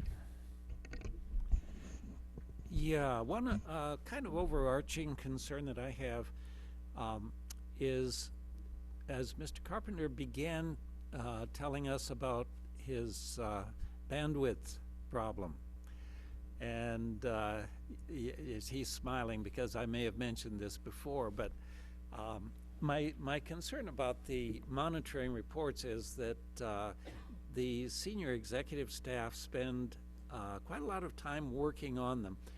I am interested in knowing how much good are they actually doing. In other words, how much of the work that both the board and the senior staff are doing on the monitoring reports is actually producing better service for the traveling public. I don't have a pat answer. I just want to kind of raise the issue and suggest that this is something that we need to keep in mind. Are we putting our effort in the right place, our senior staff, our own time, focusing on the details of policy governance, when the goal, the ultimate outcome, is to serve the riding public and the communities better. Well, my response to that is, I mean, is it leading to better service? I would say the onus is on us, the board, to make it a tool by which we monitor the staff to say, you're not in compliance, do better. So it's only effective to the extent that we, as the board, are going to enforce the policy against the CEO to say, you haven't met this, or you have met this and you're doing well, or you haven't met this and you're not doing well, so you've got to do better. So if we put the pressure on the CEO to say, you're not in compliance with this, do better, then we'll get better service for our riders. But to the extent we as a board are either not putting the investment into demanding a better monitoring report, or not putting the investment into enforcing it to the staff to say, you know, this doesn't meet our standards, then it's not going to be an effective tool. But if we make it an effective tool, it will be. So that's a kind of vague answer, but that's the best I can come up with in terms of, is it leading directly to better service? Not in and of itself, but it will if we make it so. Yeah, yes. Part of the issue is effectiveness versus efficiency. If we do our job, we can make this an effective tool. Is it efficient in the sense of using the staff resources in the best possible way? And that, you know, I agree with you that the onus is on us as a board, and that's why I bring it to the board as a whole. It's certainly a worthwhile discussion. Is this the best way versus, you know, a 30-page report on one policy? Is it worthwhile to maybe focus that in some other way? I'd be open to hearing other feedback from that in terms of, would we accept shorter reports for more action plans or something like that? I don't know. I mean, that's a balance we would have to strike, but it's certainly open for debate. So, Kathleen, you have your hand up. So I'm going to kind of play devil's advocate here. I really appreciate all the information that was in here. I can see where right now it's daunting. I'm new to policy governance. Our board, we've only been under policy governance for a very short time. And so these monitoring reports I see as evolving as time goes by. And I also see, like you were pointing out, Mr. Metzinger and his team and how they reviewed every single form. That work won't have to be done again. You know, it won't have to be repeated. So I think as time goes by and the monitoring reports come out in their timely fashion over the years, I see the work for the staff decreasing because some of the footwork will have been done in previous years. An example being the forms. In the future, all they'll have to do is, are we adding a new form? Have we taken a form away? Instead of, oh, we have 40 forms here. So I appreciate right now all the information that you're giving, and I'm hoping to continue to learn from these reports, and I'm hoping that the CEO and the staff are also using these reports to give better service to our customers. But I like the amount of information I'm getting right now. Thank you. Others? Roger? You know, this may not be the most efficient use of staff time, but if you don't have monitoring reports, if you're not gathering data, how do you really know whether anyone's being efficient or not? I mean, you can say, well, we're being efficient because we're not spending our time writing reports, but we're then just taking their word for it. Here we've got actual data that we can look at. Now, maybe not as much as we would like eventually, but we can look at, for example, the website. We've gone out and made corrections, and we've got independent verification that, yes, it's improved. And I think as time goes on, we're going to see that in the whole range of the operation. So I continue to be supportive of the approach. Kyra? I don't think we can make a determination about efficiency without knowing how much time is being spent by staff on these monitoring reports. Obviously, some take more time than others. This one is pretty large.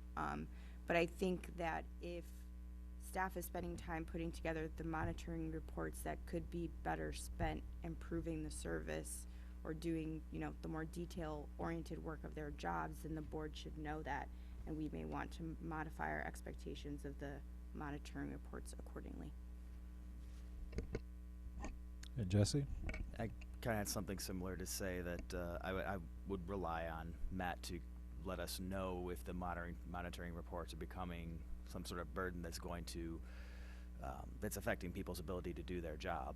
On the other hand, if the monitoring reports completely or continually say they are in compliance, I think it's probably safe to say that it's not producing an undue burden because we're meeting the goals are being met. Yeah, I mean, on the one hand, policy governance is supposed to foster us to be able to look forward more than look back, which is what monitoring reports are doing, right? They're supposed to. On the other hand, the balance that we strike is we are ceding a lot of operational control, of course, to the staff to do, and we say we're going to stay out of it and we're just going to kind of stay on top of what you do. The last thing we want as a board is to get caught off guard with hey, we have a material deficiency in our budget or something like that, whoops. And then, we have to explain that to the public because ultimately we're the ones who have to answer for that. So it's a continuous balance, and some, Kyra was right to point out some of these monitoring reports are going to require just more in-depth look than others. And then since this is such a new policy, I think in this one case, it's probably worth having this very comprehensive report so we at least have a baseline to go on. But it's going to be a continual struggle, and I think you're right, Larry, to point out there's not one magic bullet answer to this. It's going to be I think you're right to raise it and right to keep re-raising it, so we keep asking ourselves this question: what's the right mix between efficiency and effectiveness and our dual roles as monitoring what's going on and looking forward as a strategic body to come up with the vision for the future of this organization. So we're going to continue to have this conversation, so I appreciate it. Prashant? Roger, earlier in the meeting, and Matt during his explanation, said something that was kind of curious to me about continuous improvement. And I'm trying to think why we have limitations. Are the limitations to inspire continuous improvement, or are those or is that the end's job? By limitations, do you mean executive limitations? Yes. Why we have them is so we can tell the CEO not how to do his job, but how not to do it, right? Right. So don't do anything stupid, illegal, embarrassing, or crazy, basically. Understood. So it seems to me, though, that the limitations should be sort of, and I can be convinced otherwise, honestly, but it seems like there's a lot of work going into compliance about limitations, and there's talk about how to improve compliance with limitation, it seems like that's somewhat misplaced, because the ends should be what inspire the continuous improvement, because we want that, the ends are what you get towards, and you have to continually improve to get towards those. So it's just food for thought. I mean, I'm actually okay with on the limitation side, I think, for using compliance with federal regulations to demonstrate compliance with the limitations. Many of the regulations are very strong and meaningful, but also when it's about serving people with disabilities, serving people who are low incomes, those are our first couple ends. And I really want, when that ends report come out, to really show the benefits of the service and the improvements in their lives in that report. That's a good thought. Anybody else? Larry? Yeah.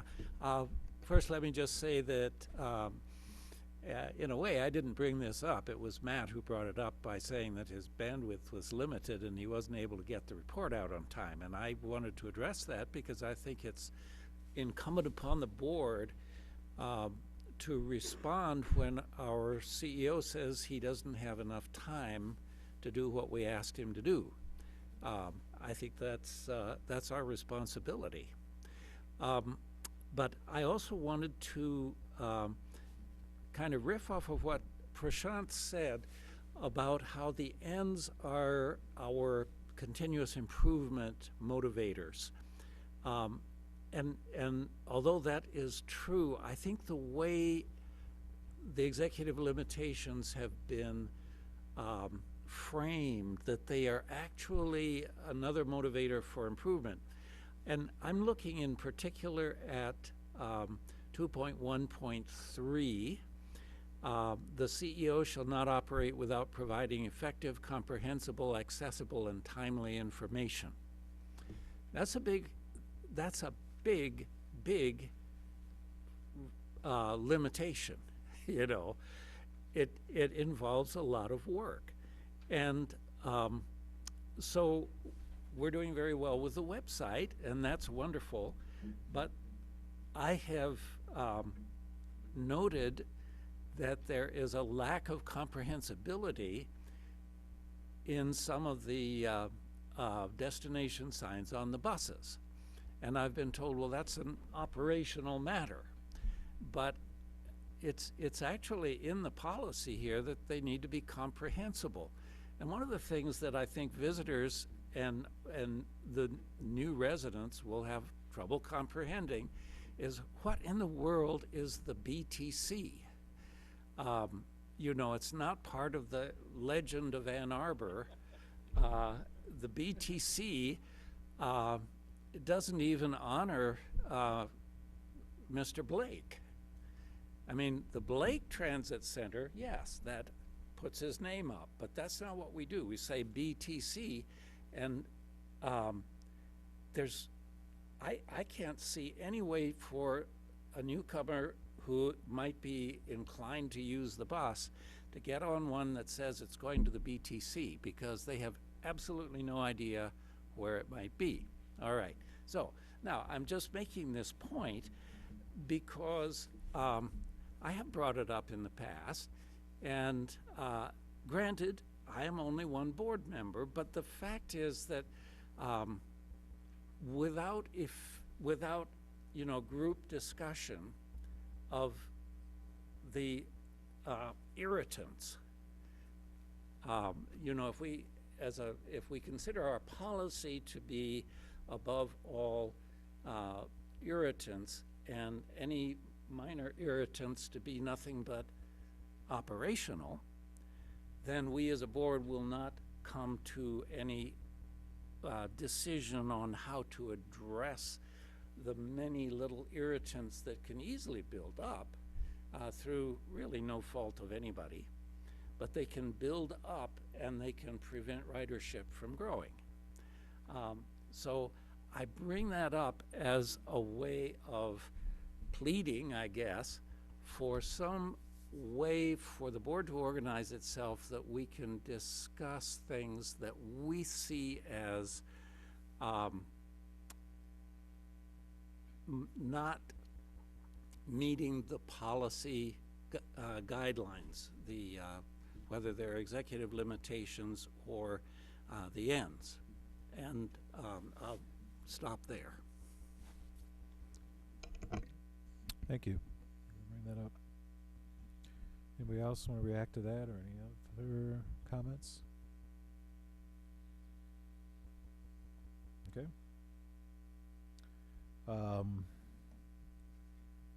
I guess I'll ask Mr. Carpenter, do you feel this is a complete report and that you would like us to vote to adopt it or not? The resolution? If you feel comfortable picking one of the A, B, C, Ds, I would certainly be happy to take that. I acknowledge that it is incomplete, and you, I think, have accepted that. I'm happy if you also just want to say, okay, steady on, good work. I think one of the I wasn't sure if you were getting back, and the basis of my question was, you had mentioned maybe this would be one that would come up more frequently, so I didn't know if you were proposing to bring it back and a few months for more updating because you felt it was incomplete, or you wanted, you're Sure. looking for acceptance this evening? Specifically, I think the service committee discussed was bringing back one of the sub-policies having to do with the complaint tracking and ticketing system. One of the policies there has to do with us responding in a timely manner. It was a recent investigation has proven to an executive team that our in-house ticketing software is not capable of really meeting the needs of demonstrating its performance to you. So we're going to need to buy a new piece of software that can do this properly. And what I believe the service committee requested, correct me if I'm wrong, is an update on how that project is progressing and the implementation of a new software tool. I believe that was policy 2131 specifically, not bringing back the entire policy family for an update. No, I think we were referring to that, or when policy or when implementation was put in place, that you would come back at that time, not for the entire policy or the entire limitations. Okay. Well, and if that's the case, then we have our kind of usual 5 options for voting on whether the policy is in compliance. A, it's in compliance. B, it's in compliance except for the items noted. C, making reasonable progress toward compliance. D, not in compliance or not making reasonable progress. Or E, cannot be determined. So I'll open it up to the floor if anybody wants to have a nomination for A through E. Roger? I could make an argument for either B or C, but I guess I would come down with B as in compliance except for the items, except for the items noted. And by items noted, we mean items within the report. Do we have a second to that or more discussion?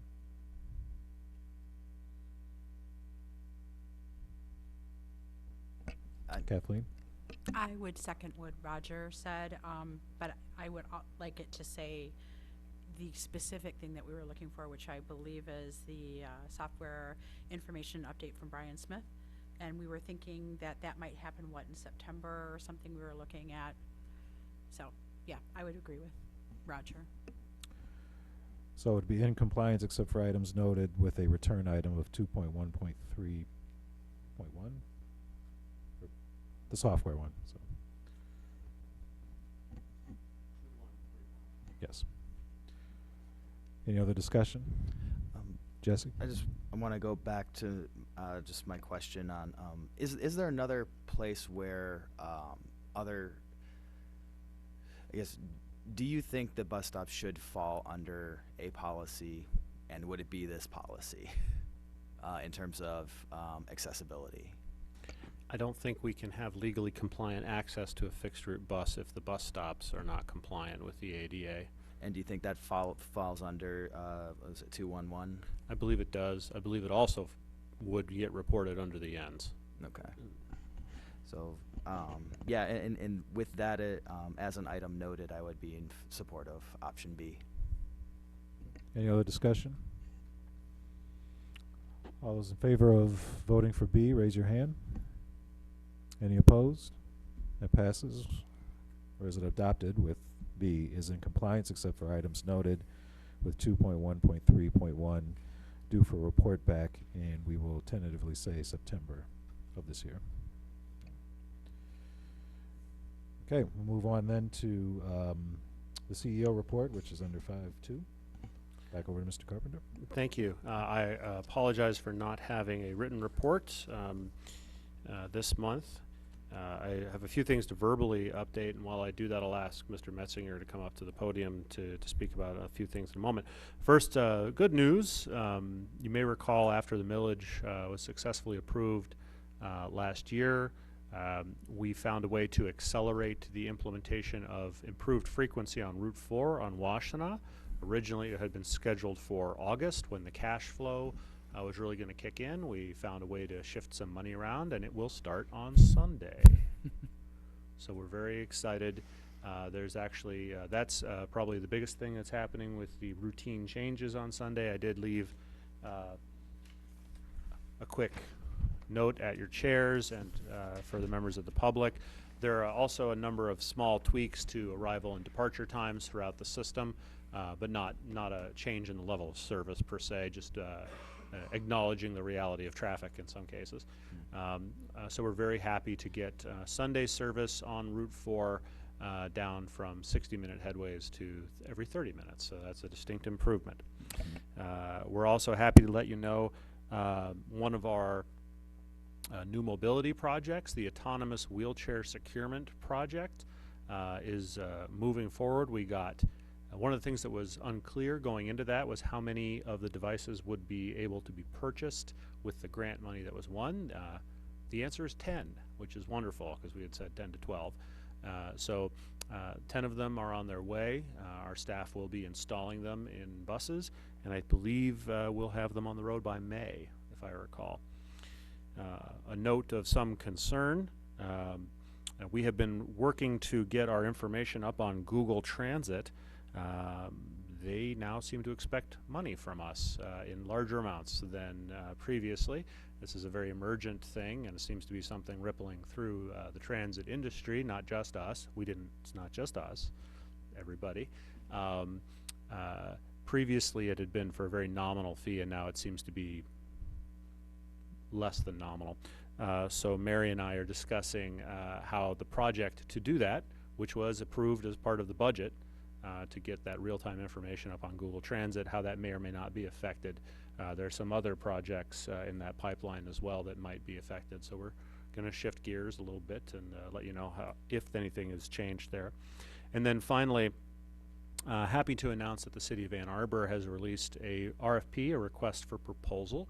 They are looking for interesting consulting teams, urban planning teams, I imagine, to help them advance their council's mission of what to do with the Y-lot.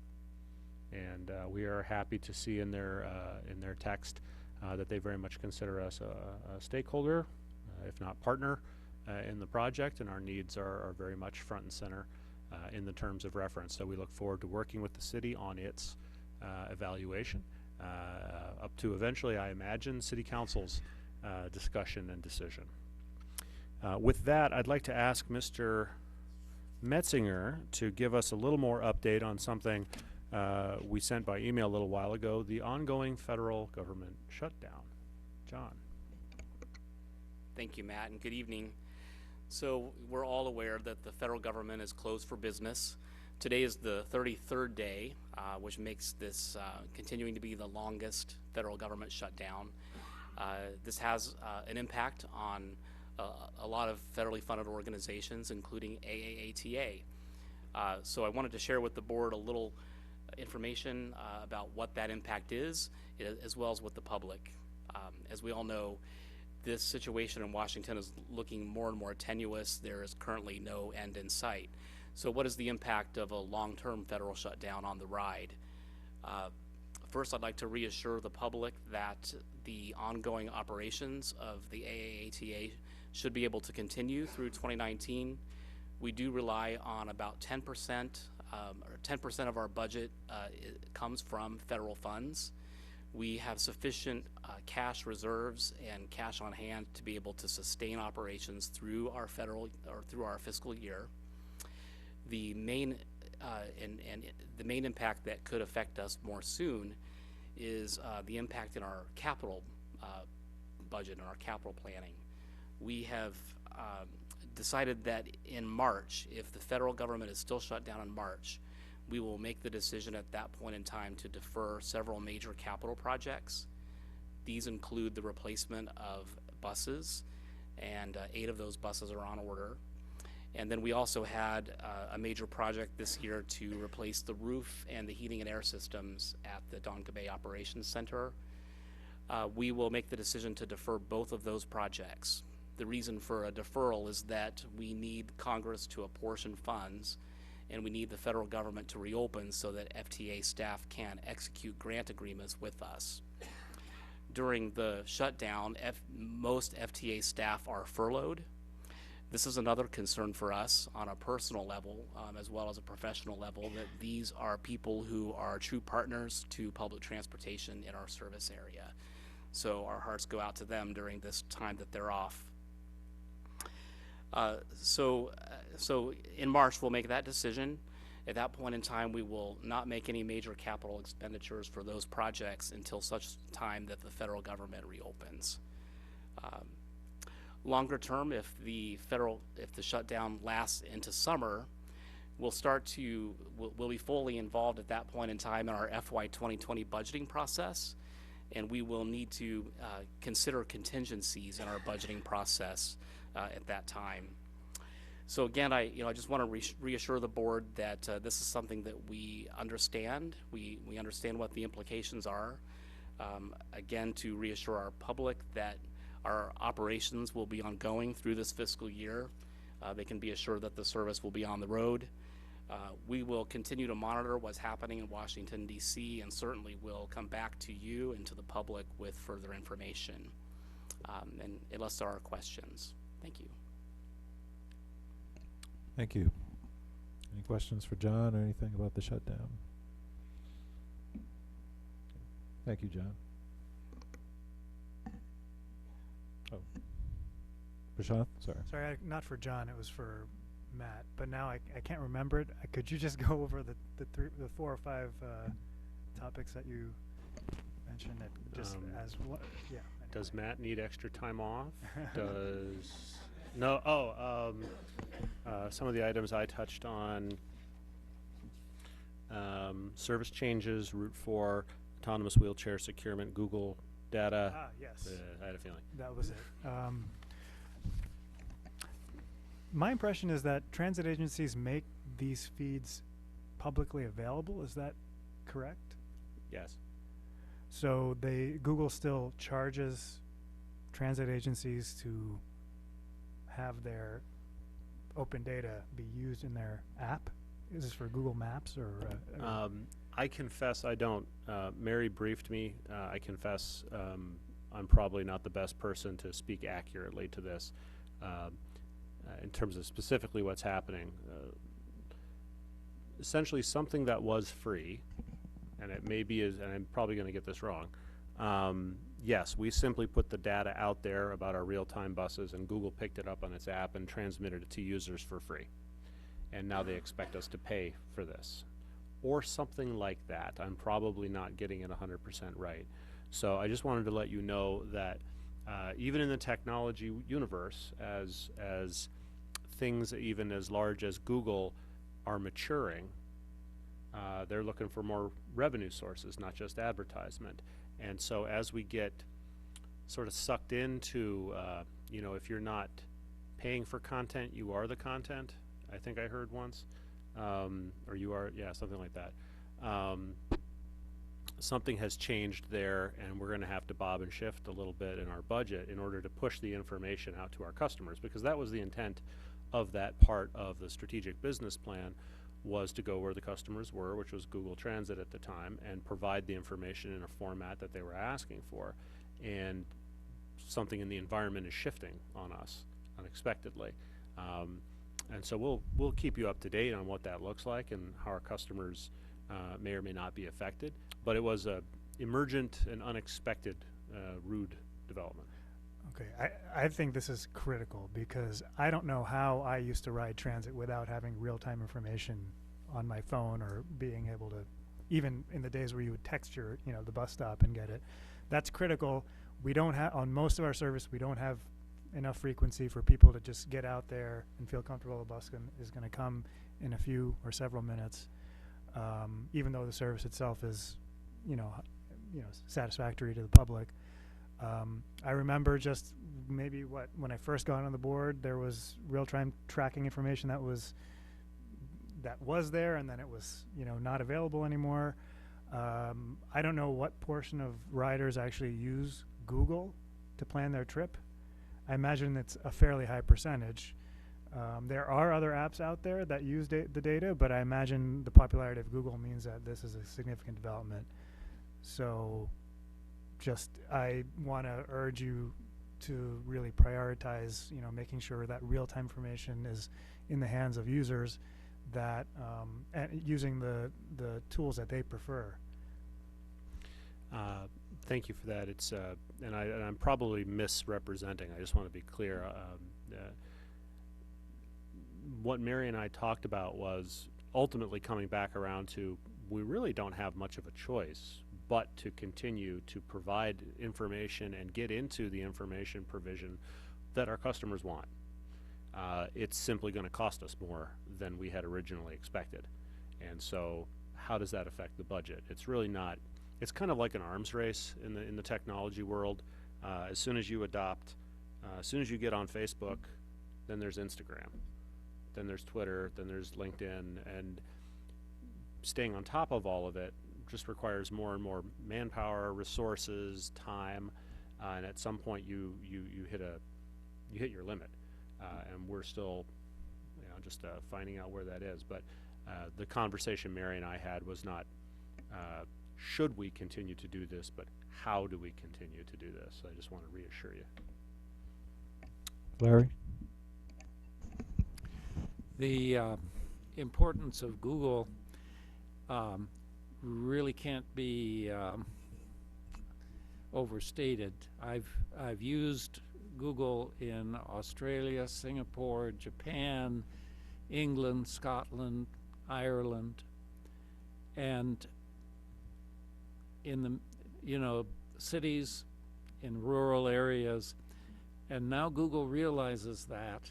They are saying, aha, we've got you by the throat. Now we're going to charge you for it. But the arms race is a good example because within the cell phone user community, there's an arms race. Everybody wants you to download their own app.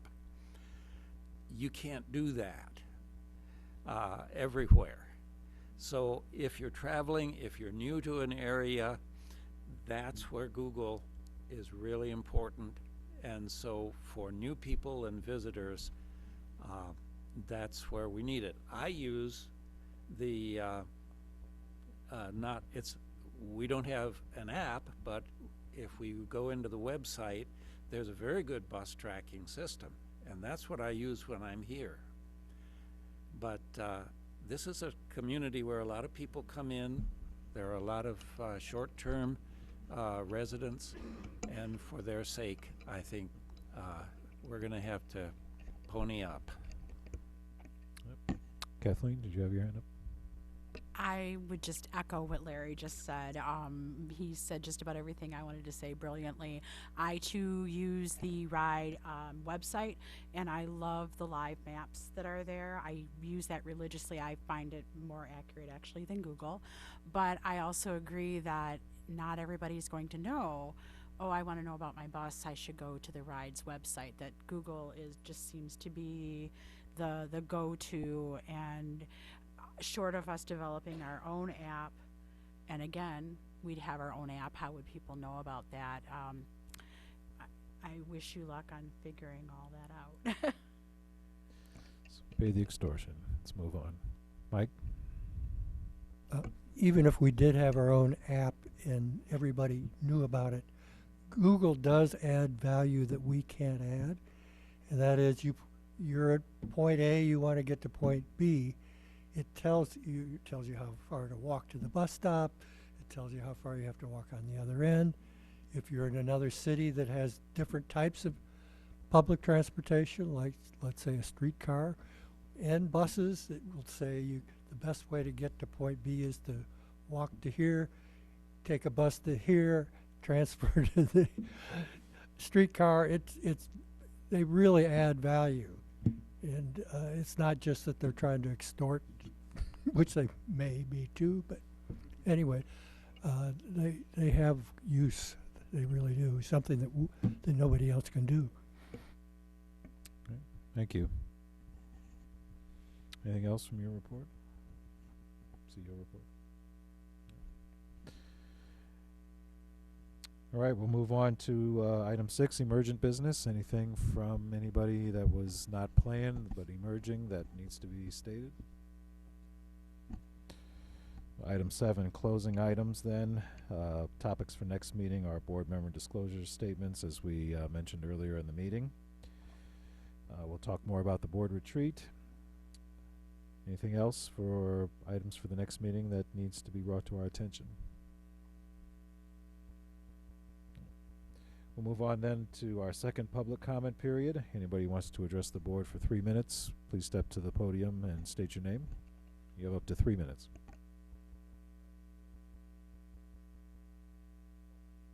Yuri Popov, as I stated first time. Thank you. So some ideas came from comments by Mr. Craig that the buses display sometimes, abbreviations which are not readable for riders like BTC, and that's only a part of the problem. I think the bigger problem which I encounter not very frequently, very rarely I would say, is that buses display some message, I don't know, go blue, or thank you voters, or season's greetings, or whatever, without displaying the route number. I'm on a bus stop. I'm trying to decide, is it my bus or not? And it's telling me season's greetings or thank you voters. I did vote to support AATA. Please, make your drivers display the route number all the time, whatever the message is. I don't even need to know if it goes to BTC or elsewhere. I just need to know if it's number 3 or 4, okay? Thank you. Thank you. Anybody else? Yeah, hi again. Clark Chernetsky. I just want to make some comments about Dr. Levine's talk earlier. He had talked about the need to build downtown, but also said that we should look at some higher density on the edges of town. Well, I live kind of on the edge of town. I live on Nixon Road across from Clegg School. And right up the hill from me are 3 major housing developments going in at the corner of Nixon, DeVaron, and Green Roads. There's a traffic circle there. And I think this is an opportunity for the ride to become involved in what he said. And that people moving in there I don't think are targeted by AATA saying, hey, here's the kind of service we can give you. Like, did you know that there are 2 bus routes that cross right at that intersection? The number 22, which is a Pontiac and ends up, downtown Pontiac Trail, ends up in North Campus.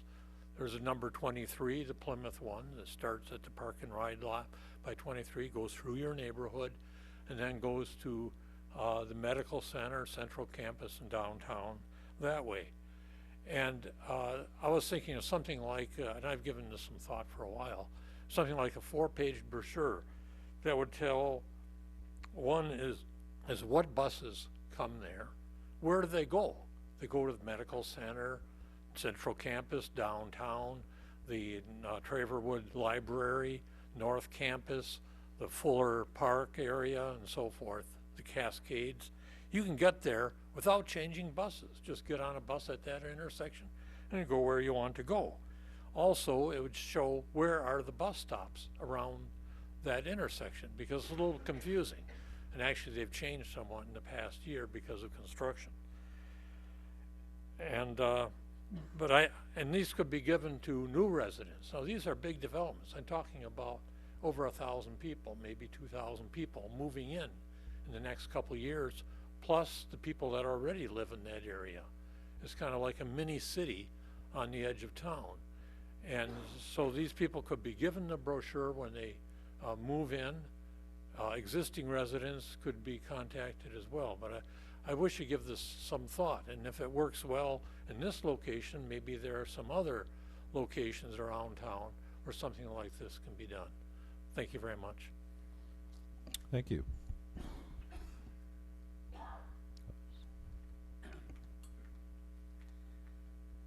Jim Wilkinson. So you passed the monitoring, the new policy thing that included people that are not riders but that are also using the road.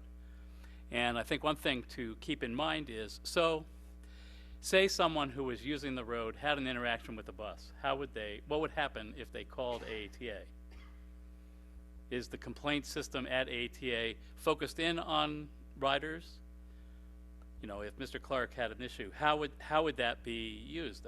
I've been had some health insurance issues. It's mind-boggling when you call these large systems to get through to the right person. So the other thing is, sometimes there are little glitches in the system that no one knows about. Many years ago, the 2 didn't have 2A, B, and C. It just said 2. And what was happening was people were going up Plymouth Road on the wrong bus. And just before they got to the mall, Pfizer, you know, what used to be Pfizer, right? Everybody would have to get off the one bus and get on the other bus, right? It's ridiculous.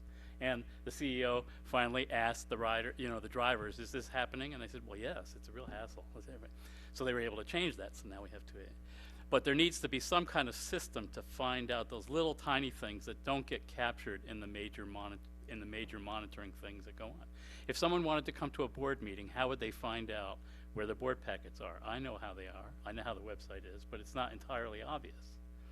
If you're completely new to the system, you would probably most people just Google it and find it. Eventually, they'll find it in the website. But there are ways to do that. Now I want to talk about what Dr. Levine was talking about in terms of location. So all of the things that are talked about are things that are known. Right? I've said this before. Oftentimes there are things that the way that the AETA is structured and operates, and it's not for lack of vision that it doesn't always meet what we would want to have. There are reasons, and sometimes they're good reasons. The reasons rents don't come down when you increase density in downtown, residential downtown, is because of location. Location really, really matters. When you're talking about the BRT on Washtenaw, and you had fewer stops, people said, you're saving me 10 minutes, but now I have to walk, and I've lost my 10 minutes. Right? It makes a big difference if it takes you an hour less to get somewhere, then you really notice it. But if it's only 10 minutes, you have to be real careful that you don't shift it to the rider in some other way, and it doesn't really save them any time. They still have to get up at the same time they did before. So all of those things, and so this is this question of on the larger, higher level monitoring points, how does the agency authority capture some of these little quirks that come in that may not show up in the usual monitoring reports, and capture that as widely as possible. I don't use, in order to function, was saying, I don't have a smartphone. Until recently, I didn't have a credit. I got married. My wife said, "Here's your credit card." So, right? If you get stuck, you can, we can pay the towing people, right? But people who don't have credit cards or smartphones or other things get completely lost in the system. Nobody knows what's happening to them, right? They're completely outside all of those systems. I now, I have internet. At this very podium I brought up to the library, if you send out just over new notices over the internet and email, and you increase fines, you're telling people they have to go to the library to find out they have an overdue book at the library, right? And so those kind of things happen. If you wanted the fair deal, how do you find what would happen? So there are all kinds of those kind of things that are potential glitches that we need to find a way to capture those, have some kind of a forum to capture those kind of things and make it easy for people to let us know. As always, thank you very much. Appreciate it. Thank you. Any other members of the public want to address the board this evening?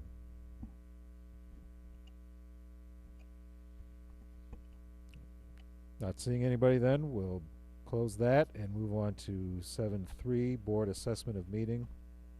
This actually was an item that came up at the governance committee meeting, and we reached out to Rose Mercier, who actually provided us a form for board assessment of meetings. So rather than just kind of having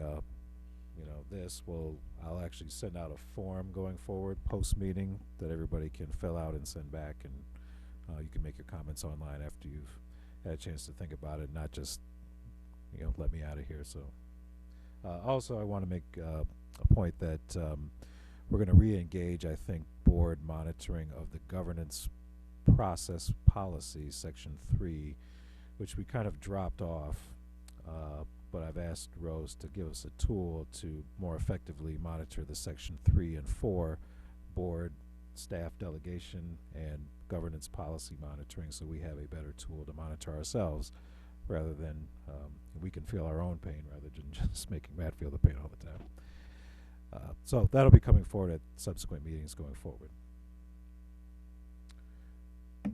Anybody else with any comments on board assessment or anything else?